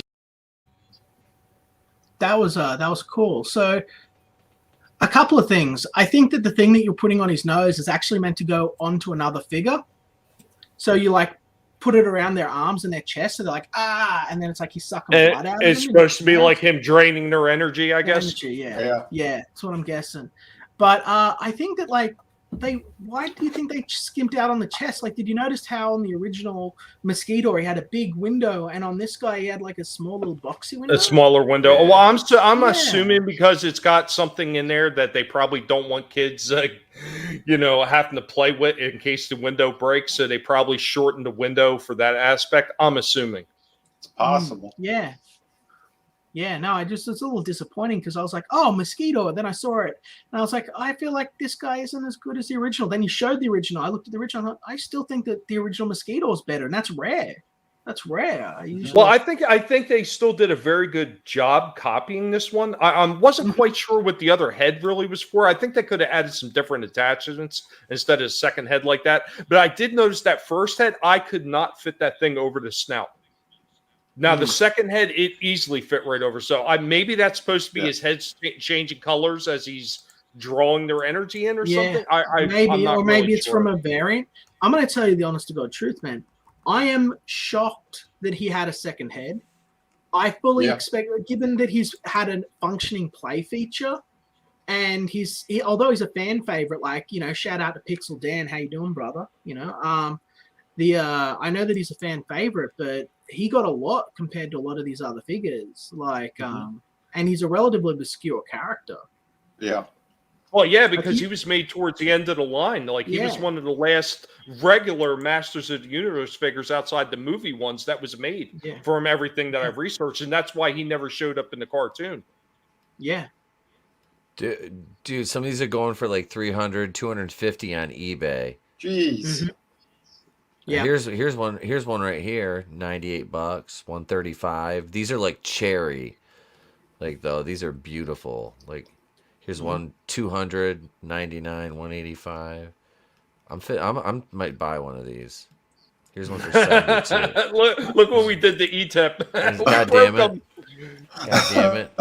What, your wife's right outside the door listening. Think about this though, ETEP, right? This is the thing. Yes, it's awesome to have these original figures, but could you just spend $20 and get the modern figure and have the same fun with it? I could, because it'll be me and my kid. I could. It'll be you and absolutely. your fun. It's like, Well, I'm not saying it's your money. Do what you're going to do. Yeah. But as someone who's in a loving, committed relationship, you know? I was going to say, Liam, like technically you could get the regular mosquito figure that's not a deluxe for like 15 something. The one I got is I think they're listed as $29 because they're the deluxe ones. So yeah, you can get the regular figure for about 15 in the store if you can find it. Yeah. Yeah, Sorry, I'll probably have to order one. I was talking in dollary dues. I'm sorry. Oh yeah, no problem. That's all good. No, but yeah, no, that's interesting, man. Because again, I seen them here and there. Sometimes, like, well, I told you I saw them before you guys did. They had like the sorceress. They had a lot of these things, and then like the next time I go, you maybe see one figure on the shelf. So I'm like, I guess they're moving that quickly, but I've never seen like the two different versions, like you just said. They made two versions of that character. There's a major issue with scalpers in the Masters of the Universe community, like a huge one. So they buy them and then resell them at a huge markup. So have you seen G.I. Joe Classified? Don't get me started on that shit, man. Well, look at some of those Transformers from the freaking War for Cybertron. Holy crap! The markups on them is ridiculous. They got me and Tommy on Blaster. We couldn't find them anywhere. He ordered his. He told me the price. I'm like, yeah, that ain't too bad. And I paid somewhere around the same. And then the very next day, I walk into fucking Walmart and he's sitting there. That guy in the top corner? That guy? That guy in the corner, yeah. So I think mine might come tomorrow, I think. But dude, I was like furious. Oh wow, holy shit. That's gorgeous. That's from Big Bad Toy Store. Why doesn't Tila look like that? Warrior Right. Goddess. Like give me a cartoon where Tila looks like that. Like, wow. I'm just gonna create my own. Yeah, just make your own. That's all we got. At this point, the Masters of the Universe franchise is unfortunately, sunsetted away into sad places. But even look at the detail on her shield, just painting up the. Yep. Dude, that is killer. I love like that monster. The kind of the big eye wall. You know what makes me sad though, as far as Mattel has been doing so many things right with this Origins retro line that. I'm actually really in a state of depression over Masters of the Universe, watching where they're going next, because they're going to do a live action version. And they got this skinny nobody who's going to play not only Prince Adam, but He-Man as well. They're looking to complete. They're going to rechange the story all the way. Adam doesn't even know that he's a prince. He knows nothing about Eternia. It's like absolute trash what they're going to do, and I don't understand how they could get it so right for a few years now, and then they go into this Netflix trash, and now they went into that stupid anime cartoon, and now they're going to do this with a live action and destroy everything that they were building. I was actually the Netflix CGI series was presented as this last big hullabaloo, like if they can't market this, then they can't market anything. And they went to the same arguments they always do when they redesign. Oh, well, the kids say why is he wearing fuzzy underwear? And they worry about that. And instead of making it cool so the kids don't care, they redesign him completely. But in that, Prince Adam doesn't know he's a prince. He only sort of finds out at the end. But I went in with a notebook expecting to just tear it apart. And thinking this is going to be the death of Masters of the Universe. But when I watched it as a children's cartoon, it's not my Masters of the Universe, but it's not bad. It's not terrible. I don't like that they made Ram Man, but I think that the idea of every single action figure that comes in the line is essentially a transformational play feature for He-Man, kind of like a male Barbie, was pretty clever and different. So like everything that they've got like attaches to him to give him a new, variant form. That's kind of interesting. But the writing wasn't too bad. Keldor was presented pretty well. Skeletor's, pretty interesting. I like the two faces of Grayskull, Tyranny and Liberty. Or Tyranny and Power, I guess. I thought that was all right. And I hope that it does continue on. And the franchise can at least survive. But the chance of us getting something like this, like a classic fantasy leaning Masters Universe series, is basically a no go, and it sucks. I gotta leave this comment up for a while. Yeah, bounce content. Yeah. It's like because they did what they always do. They did what they did in the 20X series. They lean so heavy into the science. But look at Teela. Look at what you're looking there. Is it the science that makes her cool, or is she a badass fantasy warrior? You know? Yep. That's what people want. If by science you mean the butt, yeah. Well, yeah, I guess we're drop some Fibonacci spirals on that, and some perfect dimensions, I'm sure. But... Well. She's got a nice waist to hip ratio too. Well, yeah. Well, that's the thing. You get a nice design. You have something that has some sex appeal to it. It's automatically going to draw you in. But then it's the costume itself too. It's not just that it's sexy, but then you look at her. She's strong. She's tough. She's fearless. You get it all in that statue, in that pose. The look on her face. Mm-hmm. Well, when we're looking at the face too. And she's pretty. She's pretty. She's not like scowling like uglily. Like if you just look at that. Look at her. She's actually very attractive. And it's rare that I like short-haired women, but even with her hair up, she's got a nice face, Yeah. She always had like a symmetrical like face, you know what I mean? Like you want something very aesthetically pleasing to the eye. Yeah. Beauty, strength, it's all there. And again, it doesn't have to be masculine. You can still have strength in what this character is, Yep. Mm-hmm. Absolutely. And this is what these guys in the chat are killing me real quick. I got a power sword for her, or like a pole. And that is a Peloton ass, about 12 hours a week, and that is good science. Love it. I love the way that she's got the collar there raised up, and she's got the little choker on as well. Like, it's just a good design all around. Yep. And it broke my heart when Revelations happened, and people make fun of me for that. But like, this is something that I feel is a really unrealized. Like, Master of the Universe has so much unrealized potential. Dude, yes. That I'm with you, and who gives a fuck what anybody says? Like I said, we had a 4-hour stream that was fantastic. People loved it. The conversation we had was in depth. So this is part of our childhood. This is like you replace it with anything else. Spider-Man, Superman, Batman, whatever. When they change the characters so much and they destroy them for an agenda, we need to be vocal about that stuff. And again, this is part of our childhood. This is stuff that kind of inspired us and what we still think about and collect, and it's fun stuff. So to see it be destroyed, it's very irritating. It's irritating. It's annoying. Yeah. Well, we're creating our own stuff, and we're going to keep doing that. And we're going to have better nods to stuff like this. Yeah, and we can just... This is the thing, like what I said with Wonder Island, like blah, blah, blah, self-promotion, I know. But I'm like... this is all the stuff I wanted to be able to do with Masters of the Universe. I'd never be allowed to do this with Masters of the Universe. It's $1 million franchise. Like, I'm a little rural Australian guy from the middle of nowhere. Like, I'm not moving back to the States anytime soon. So, like, all the stories that I wanted to tell with Masters of the Universe, all the stuff I wanted to do, I can do over here. It's the same way that all of the spells in Wonder Island have little rhymes and poetry, like Orko's magic. He doesn't people just don't shoot lightning bolts. They have these cool chants that they do. Like, I want magic to be magic again, and I want fantasy to look like this. Mm-hmm. And it can't just be me. It's not, surely. Like, let me know in the chat. No. Is it just me, guys? Dude, it's not just you. Why do you think these figures and stuff sell out? Because people still want to see this kind of stuff. Like, look, seriously, they create, this. No, go ahead, bro. It's beautiful, and I'm sick of them creating scarcity and then going, well, there's just not demand for it. I'm like, unless something is there, like, I would never have known this figure existed. It will never appear in a store.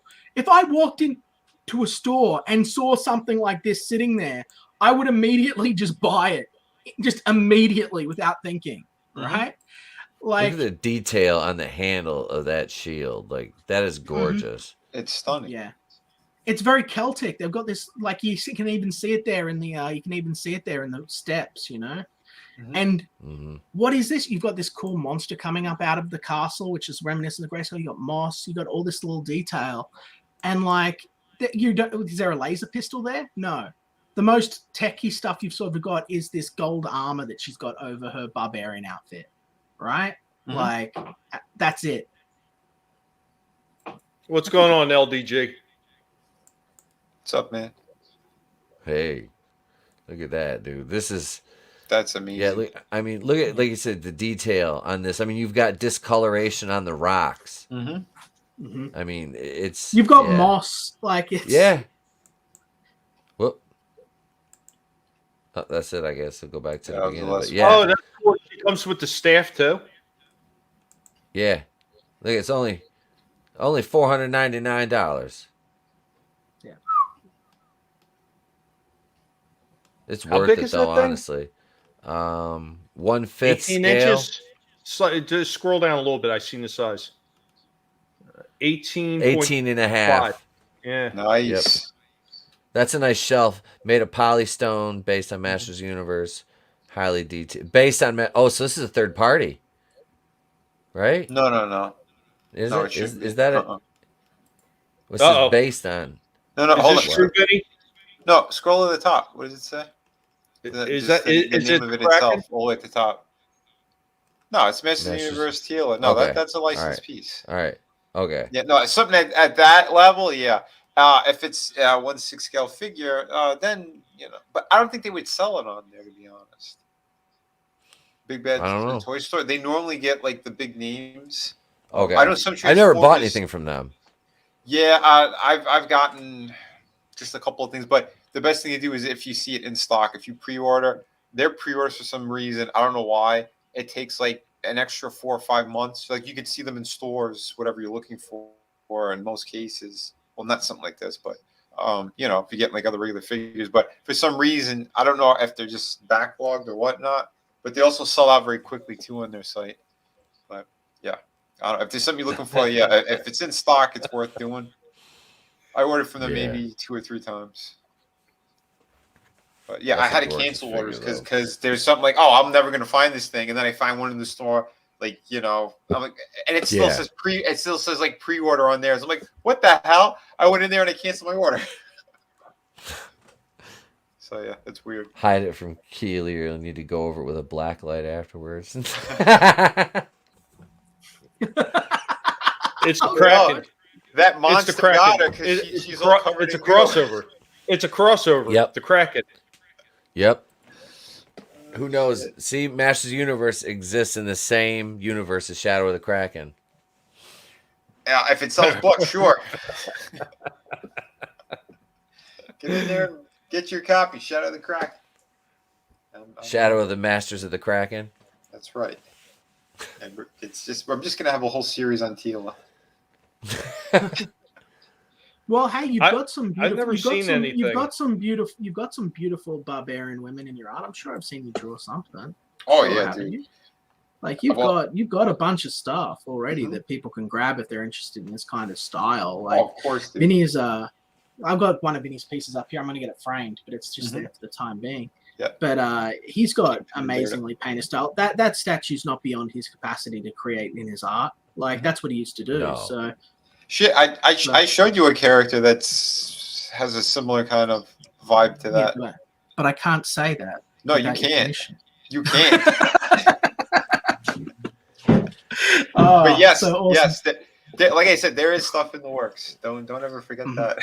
Yeah, Soul Assassin about 3 guinea pig tall. Yeah, well, guinea pigs are long. That's the difference. We're long. How come you and Vinny get to be guinea pigs, but Etep and I stuck having to be humans? Being a human sucks, unless you're Mechanic. Where'd he go? He's He's back here. Yeah. He's got all of the worst parts of humanity removed and replaced by machinery. So people know who the hosts are. It's Yeah, the okay. guinea pigs. 2 guinea pigs, a Jew, and an Aussie. Yeah. Well, I'm kind of short and fat. I can be a guinea pig in training. Are you looking for a Chloe?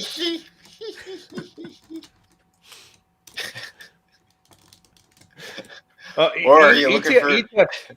Sorry, go ahead. Go ahead. I was going to say, Etep's been assimilated already. He's the Piggies champ. I am the piggies champ. That's right.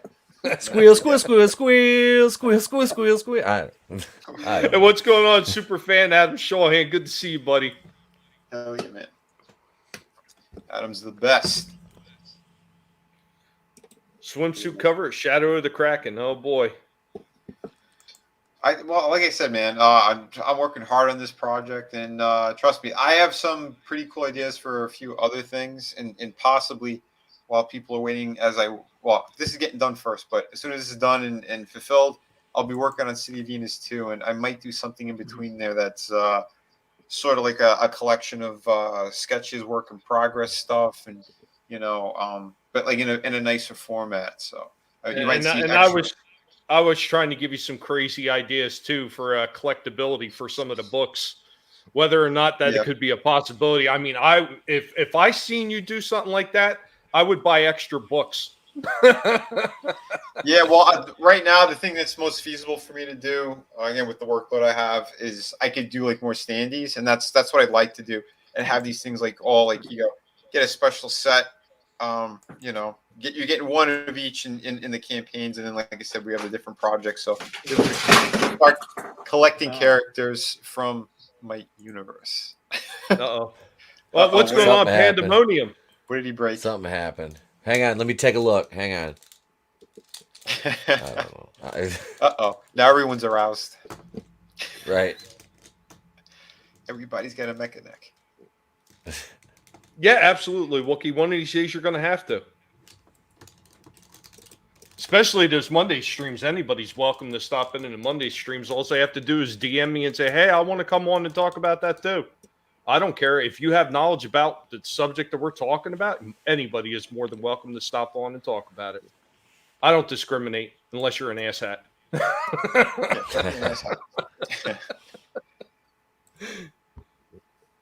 Yeah, I got probably my next figure review is oh dude, that's great. You're muted, by the way. You're talking. I don't interrupt people. I'm polite. Okay. Is that the one that had like the stuff with Don't ruin this. Okay, never mind. And it's not what you people think. It's more grotesque. Vinny is taking it to a dark place. What? No, because I know what was inside that. Oz sent me this as a gift. It was surgically implanted with things. He performed there's a grotesque video out there of someone surgically cutting this open, taking all its organs out, like their actual organs and shit. Like, but that's it's pretty gnarly. I ever try to take your man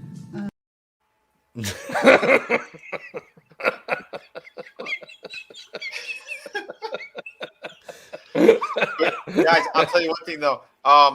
My next toy review, it's going to be the figure of the year.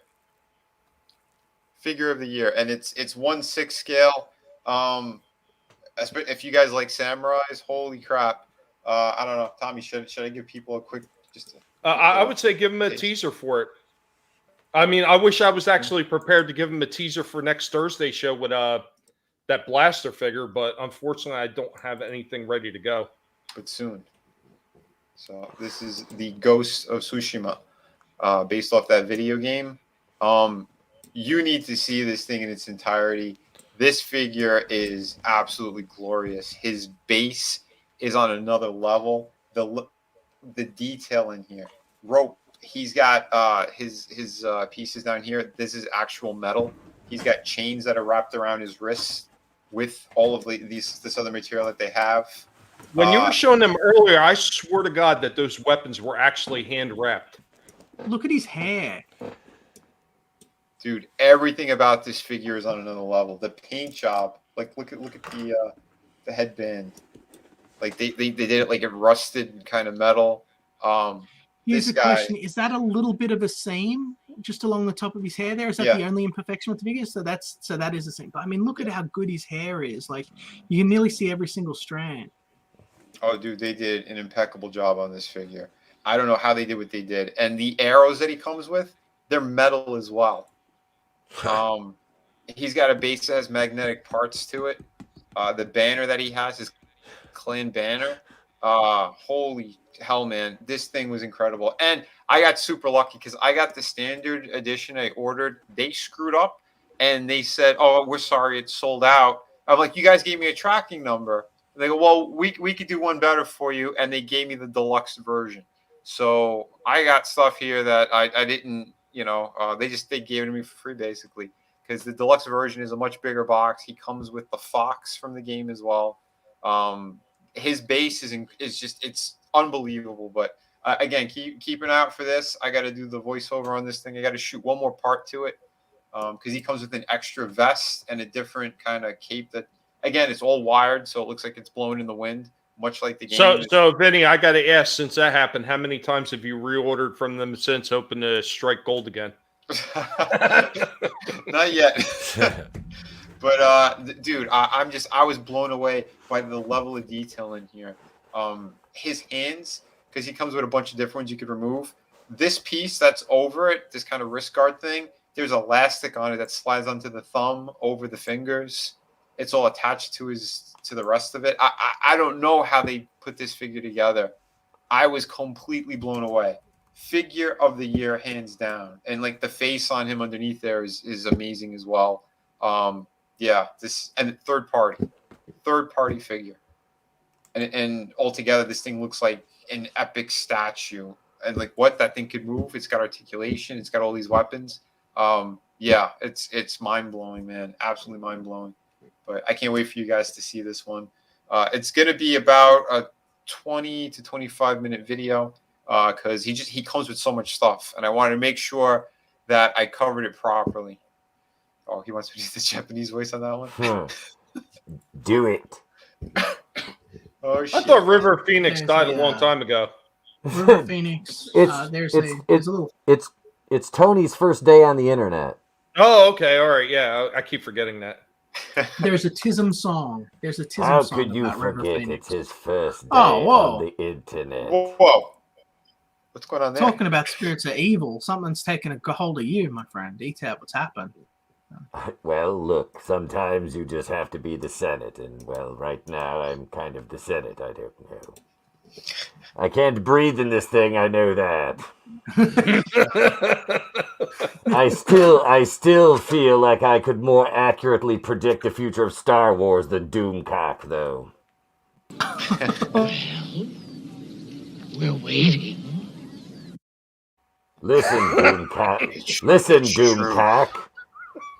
I get my sources from the Senate here, and then I go on Reddit, and then Doomtep, he gets all the information. Yes. And he gives it to the people. Like Kathleen Kennedy is going to be fired again on this coming Saturday at 1 p.m. Eastern Standard Time. 1 p.m. Pass on the erroneous information to that insignificant bug, Doomtep. It's been a good 6 years now that she's getting fired tomorrow, but I swear, tomorrow it's going to happen. I promise. Tomorrow will be the day. Well, since we already got the Senate up here, I wonder if he knows which alien group it was that came from your side of the galaxy that pulled that trigger. Because inquiring minds want to know. Look, it was probably those dirty Rhodians. They're, well, shall we say, the less than civilized of us. We have a joke about Rhodians. Even though they only comprise 13% of the oh wait, that's the wrong statistic. Never mind.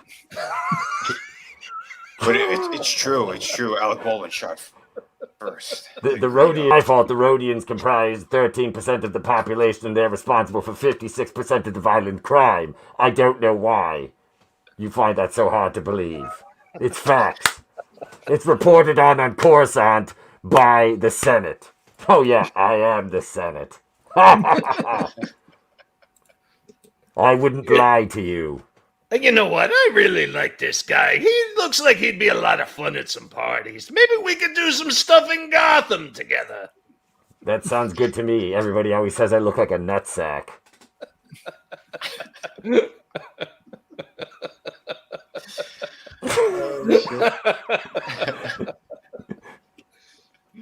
Are you high? Look, I can't even see. I can't smoke in this thing. I have to shove it in my fucking eye hole. That's not good for anybody. Do you think I need to look at these teeth? I've chewed skull for 67 years. Hey, your I don't have granddaughter. Your granddaughter gives good force. Hey, well, look. I tried to hook her up with your son. I mean, what did you do? Did you bang her, old man? I know how you are with skinny, twiggy young things. I mean, look at your wife, Callista. No, Like Curtis YZ. Curtis YZ. I completely agree. Before I let Harrison have the floor again. Yeah, went to Walmart on my skateboard. Am I stretching that? But really, toys are in our blood since the beginning. I'm sure kids made toys even in ancient times. We can't let it die. Absolutely, they did. That's right, Absolutely, they did. They had like all animals and shit, horses and. Dude, cows. they're back in ancient Egypt. They've recently unveiled a bunch of stuff that are very much like Barbie. They're like multi-segmented little wooden dolls. So they're that was from Egypt. They've got some of the stuff like that in Peru too that are pretty impressive. They were children's toys. They thought they were religious things originally, but then they found more of them. Like, oh, these are kids' toys. So it's like, these modern archaeologists are like they're praying to them, and they have it in museums, going like, "Yes, this is going to be the new idol." We found out there's a new god. Oh no! Meanwhile, back in the past, kids are just like, no, Iron Man Tep is stronger than Captain America. Or they bash each other. Oh hell! Right? Oh my god! I had to take the thing off. I couldn't breathe, and it was starting to itch my face. I'm getting a helmet made. It's my buddy makes props. He made a whole like Dracula suit of armor and took it to Transylvania with him. He's doing he's gonna make me a helmet. I'm getting a Doomtep helmet. Don't worry, it's 25% different than Doomcox, and there's gonna be some interactions with the Emperor and Doomtep on some predictions. So look forward to those videos coming out too. We gotta expand our horizons here. We can't just yell about bad entertainment because Batwoman's leaving me soon, which is gonna break my heart. So yeah, I'm surprised. Such heroic nonsense. That's what I do to my brain every week with that fucking show. I'm surprised it lasted 3 seasons. It's 3 seasons, right? Yeah, it's 3 seasons. Yep. It went from Batwoman being a Kate Kane, the Jewish lesbicano, to a black lesbian who found the suit after it fell out of the sky when Kate's plane was shot down over the Gotham River and she was living in a van down by the river. I shit you not. And then the best thing is the Batwoman writers room, the official checkmark writers room, blocked me on Twitter because I kept making suggestions. And then the official CW checkmark Batwoman account blocked me. I keep trying to get Caroline Dries to block me. I tag her in all my tweets for the show. I was like, watch my reviews, Caroline. I call her a fucking clown or a retard in the goddamn reviews like at least 3 or 4 times a week. I mean, I'm like, watch my reviews, Caroline. You got to do better. I have been like I've done 82 Batwoman videos. Maybe she knows. Okay, maybe she knows. She's furiously masturbating to your videos. You know it. You know what? I don't She's get a it. fake Like, lesbian. She probably is. ETEP's got a few people he's been trying to get blocked forever. I go out there without even a real attempt, and I get blocked by everybody.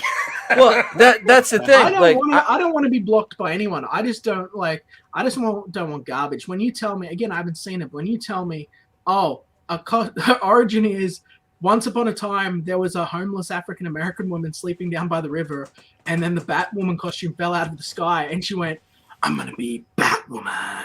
Yep. And then goes off and fights crime. I'm like, Jesus hates Christ. What does it even mean to be Batman or Batwoman anymore? Like, she's been no. The best was when Hush, right? Hush gets like the Batmobile and the bat suit, and he took Bruce Wayne's face and he copied Bruce Wayne's face, and then in like the first episode, she chases down the Batmobile in her VW van, all right, and then proceeds to punch Tommy Elliott's face off, like punch his face off.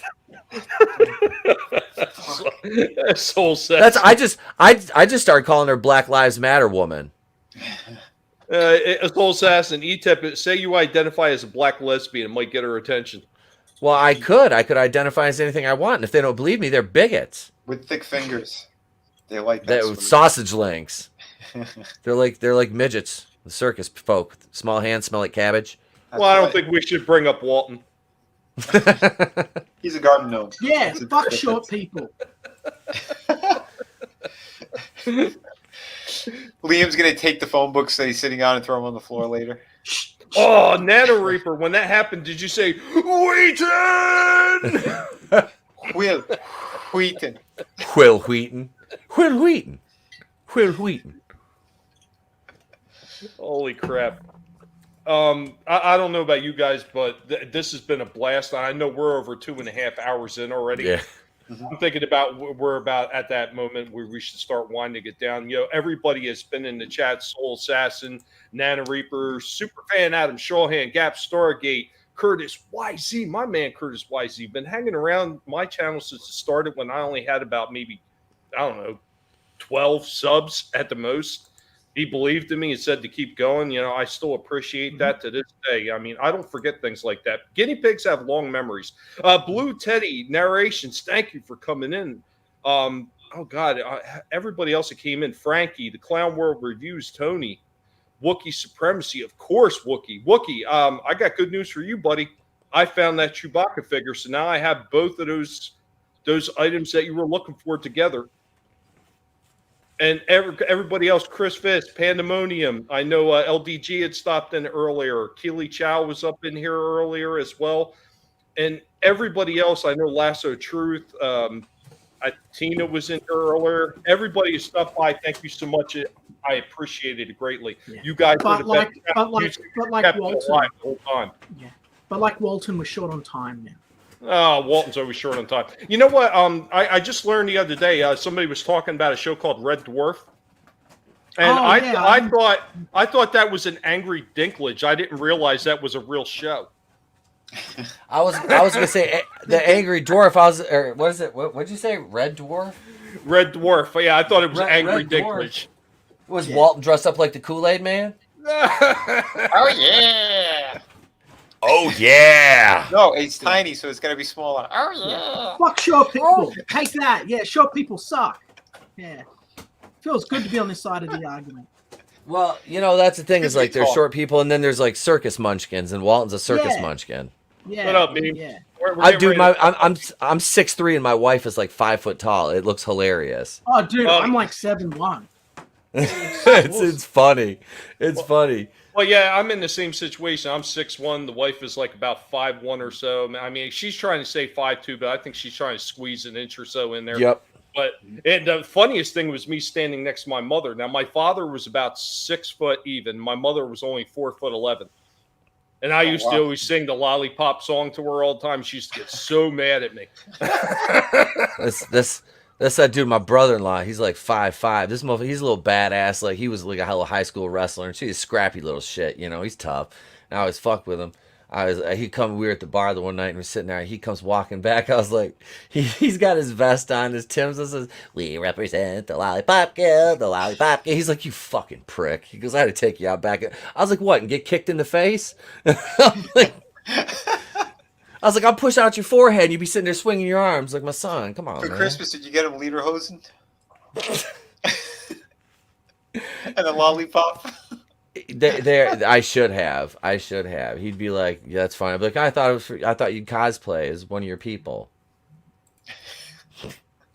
It's funny. Like her dad was making a joke. He's like, "Yeah, I was 5'8". I'm like, "No, you're not. You're like 4'9". You're in a wheelchair." I have a dark sense of humor, and we joke around like that. I'm not that insensitive. Well, yeah, when you pick him up out of his chair, throw him on the floor, and you do the Xavier thing, yeah, you got to have a sense of humor. I didn't tip him out of his chair. He was in his other chair, and he wasn't even there. He was at home. We were at the cabin. But I did. I tipped. I did assault a man in a wheelchair. I didn't. I just put his pebble under his chair and watched him fall over, and was like, "Ah, mine!" and took off rolling away. I was like, I roll up. Whenever you fall, baby, I roll up. I don't know. You see me rolling. Oh shit. Oh man, guys, Awesome. absolutely. People in the chat have been killing it tonight. And remember, everybody's links to their channels and to the projects that they have out there is in the description down below. Make sure to check everybody out. Make sure to check their project out. Make sure to share their projects out. You don't know how much it means just being able to share their projects out and make sure you get the word out there for them, because there's certain people in the so-called community who actually don't want to see other people succeed, and they want to try to squash them under the thumb. But you know what? If we do not allow that to happen, and we support independent creators and people that want to make the new modern mythologies that we want to start reading again, like the stuff that like we were showing off today that we remember from our childhood so long ago, it will never go away. It's up to us to be able to make sure that it continues, especially for the generations after that are going to be pretty much force-fed garbage if we don't wind up living up to that responsibility of making sure that it's still there for them. Amen, brother. Dude, 100%. But we're going to get into the segment where we're going to lead out and everybody's going to talk about what they got coming up. So we're going to lead into it the only way I know how. You know me, but I don't remember smelling you before. Who are you and where do you come from? Liam, you have the floor. Oh, hey guys, my name's Liam Gray. As you've been listening to last hour, I'm a 7-foot giant and not sure it is.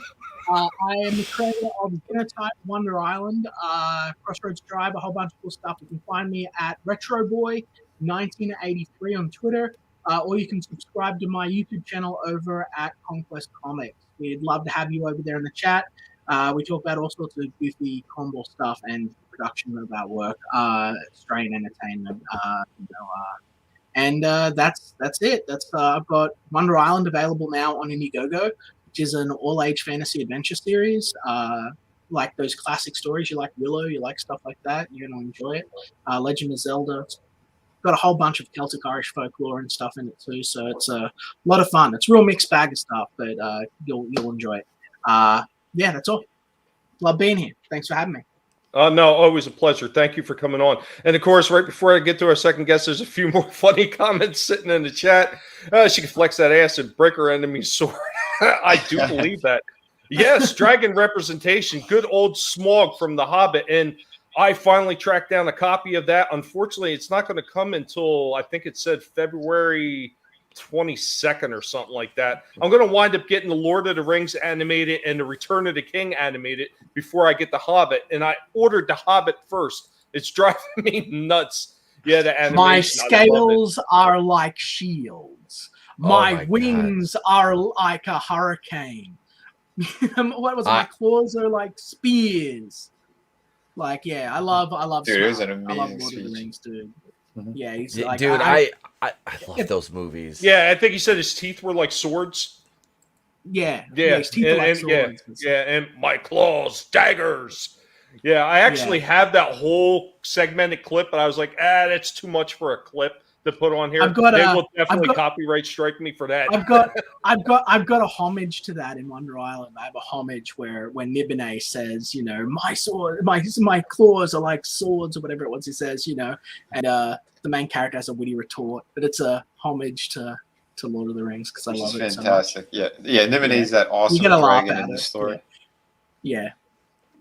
All right, but we're gonna move on over to ETEP, and you know what? I'm gonna play. You know me, but I don't remember smelling you before.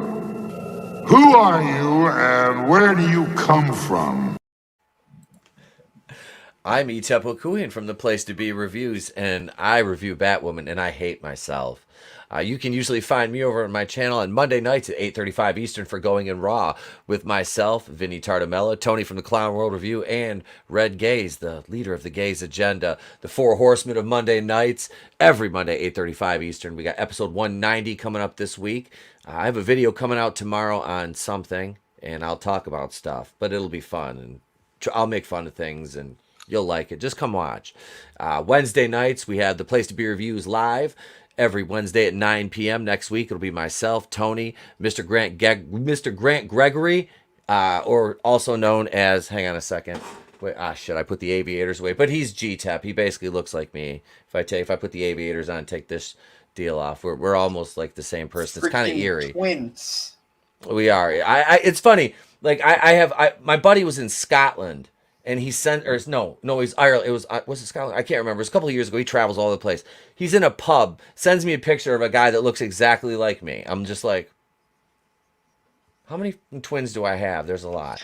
But no, we come over to my. Right? There's 7 clones of everyone in the world. Probably come over to my channel and talk about my twins, who are all dashingly handsome, tall, dark, and handsome with smooth bald heads and usually lustrous beards. But I shaved it off because I looked like a homeless person, and I decided to start over again, fresh. But yeah, and I talk about stuff and things. And I'm on a whole bunch of different channels, and I'm going over to World Class Bullshitters next because I told Jeff I would. And Saturday night I'll be on Echo Base talking about Boba Fett, which I haven't watched yet, and I'm gonna watch. Don't tell Nick and Coach. But thank you guys. This has been a blast. It was really great getting to show off the Motu collection, man. Liam, always a pleasure, brother. Vinny, Tommy, thank you guys for having me on. Thanks for being here. It's been a blast. I'm glad, it's really fun that me and Vinny are able to start bringing us a special guest for this show now. And the fact that we had 2 special guests to pop on for one episode, man, that was absolutely a blast to run this one. I had a lot of fun. Thank you for showing off those tremendous collections that you both have. And I mean, I wish I had the time to show off everything I have, but I just don't have the time in the day to try to photo all that stuff into one video. Not unless I'm going to make it like a quick, like a 2-second shot video of everything that's in there, because my collection is ridiculous. Vinny has seen the crate. So we're going to move on to Vinny and what Vinny's got going on. Vinny, you got the floor. Yeah, it's a lot to shoot all these figures. I'll tell you that much. So I feel your pain, brother. But yeah, man. Dude, this is always a blast. I love doing this show with you. And yeah, like I said, once Shadow of the Kraken is complete and fulfilled and all that stuff, I'll start taking over. We'll do once a week over here, once a week on my channel.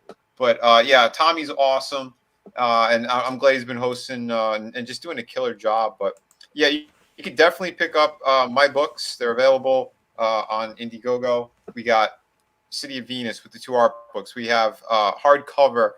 Through the Woods, 100-page ghost story. Those books ship immediately. They're beautiful. They're gorgeous. You're going to be happy to have them in your collection. I'm on to campaign number 6, which is Shadow of the Kraken. Almost done with it. Like I said, all the pencils, all the inks are done. I have a handful of pages left to paint, do the lettering. So, yeah, we're on track. This is it's all epic. You could also find me over on my channel on Fridays and Sundays. So tomorrow, Fridays are usually around 5 p.m. I sometimes do promotional stuff over there on the Fridays. Sundays we get a little more crazy. And yeah, the last 2 Sundays have been just hilarious. And if you guys haven't seen them, check it out. I'm putting up more tour reviews. I plan on doing some more master classes again once this project is complete. So yeah, I'll be able to squeeze a little bit more in. But yeah, it's a blast. And yeah, I should have up my newest review. Should be up, if not tomorrow, probably Saturday. There's one more thing I need to shoot on it because again he took a long ass time to shoot. He's got so many pieces, that Ghost of Tsushima. Yeah, that thing it's epic. I'm saying it right now, figure of the year. Blown away by that thing. So definitely, yeah, check out all that great stuff. Everyone in chat and panel, you guys and girls are fantastic. Much love out there. Awesome. And of course, you know me. He says that he's an a-hole, but he's not, and I'm quoting him here, 100% a dick. But I'm the same guy that you've always known, the most hated guinea pig on YouTube. YouTube really likes to suppress me. They like to keep me down. But guess what? A good guinea pig doesn't stay down forever, and we nibble and we scratch and we claw our way back up again. And I know that probably pisses off not only YouTube, but some of the trolls that like to try to stop by and try to take the wind out of my sails. And guess what? It is never going to happen, fools. You are never going to bring me down, just like Suicidal Tendency said. But anyway, guys, remember, you can always come by my channel, Tommy and the Guinea Pig Collective, and check out all the other stuff that I do with all the toy reviews of the old stuff, the old movies, the retros being done right. And very soon, I will be bringing this guy up in the top right-hand corner next to ETEP, the blaster from the Kingdom series. I managed to beat Vinnie out on this. I hustled.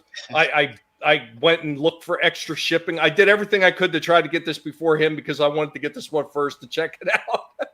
I feel horrible for doing it. I really do, but I so wanted to get this figure when me and Vinnie were talking about it. And there's a few other ones that I picked up from the Kingdom line and from some of the lines previously that I just cannot wait to get my hands on. One of them is Skylinks. I finally got a Skylinks that's going to be coming in. I am stoked to see this big monstrous thing because it looks like it's absolutely amazing. Liam, do you have yours handy? Skylinks. You're muted. My Skylinks is actually, funny story. My Skylinks is lying on the floor over there waiting to be assembled. He's currently a bird and a tiger. And that's what fell before? So, yeah. That was my How ironic. Because I've been moving everything around the shelves and everything, getting everything moved and stuff. So son of a oh, son of a bitch. You know, Jim Ross. Oh, son of a no, Nelson, I'm too poor to have a P.O. box. No, actually, I don't trust my local post office. So usually everything gets shipped directly to my house. I mean, if you want to reach out to me on Twitter, just do that. I'll let you know. I mean, it's not like it's a big secret. I don't hide it from anybody. I mean, there's been plenty of people that have sent me, whether it's comics or other stuff that I've ordered there, where I've sent things out to people that have won things on my channel. I mean, it's not like I'm hiding my address. I don't worry about it. So yeah, just hit me up on Twitter or something, or leave some kind of contact information on the end of the video. If you don't have Twitter, just let me know how I could reach out to you. And yeah, I could definitely give you some kind of information so you could ship something out to me. I mean, if you want to do that, I truly do appreciate it. You don't need to. I don't ask anybody to do something like that. But if you want to, I would greatly appreciate it. And I damn sure will talk about it on the stream too, because that's just the type of pig I am. But guys, thank you so much. Remember, never let anybody tell you what you can and can't say, what you should or should not watch, because your silence gives consent. And we will catch you all next time. Make sure to stop by World Class Bullshitters, where the place to be reviews is going to be heading. Is that later tonight, ETEP? He's on. He's been on since 7:30. Okay. I might head over there. He sent me a link earlier, so I might head over there for a few minutes before I pass out because I'm exhausted. But all right, I got tomorrow off, so yay! Awesome. Well, if you guys have time, stop by and check out ETEP there. Thank you so much for coming, and we will see you all next time. Remember, Monday 6 p.m. is the next time I'm going live, but tomorrow Vinnie is going to be going live. I believe that's 5 Eastern. Yeah, 5 Eastern. ETEP, if you're free, you want to pop in, I can drop you a link tomorrow too. I'll have to see if I'm free or not. I got some stuff I got to take care of though later on with the wife. So just shoot me a link though. Yeah, man, no problem. Awesome, brother. All right, everybody, you have all a very, very great day or night wherever you are, and we'll catch you next time. Later, y'all.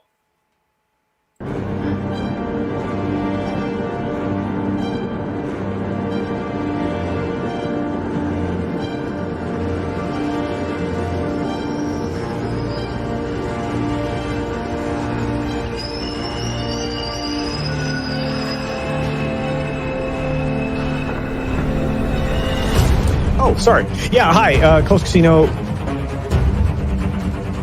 Hey, welcome to Sporking News Podcast. My name is Scott. I'm E-Temple Queen of the Place to Be Reviews. I am the Patriot, Drew Taylor, aka Supreme Heretic. The Red Gaze on YouTube, at the Red Gaze on Twitter. What up, what up, what up? Hello, everybody.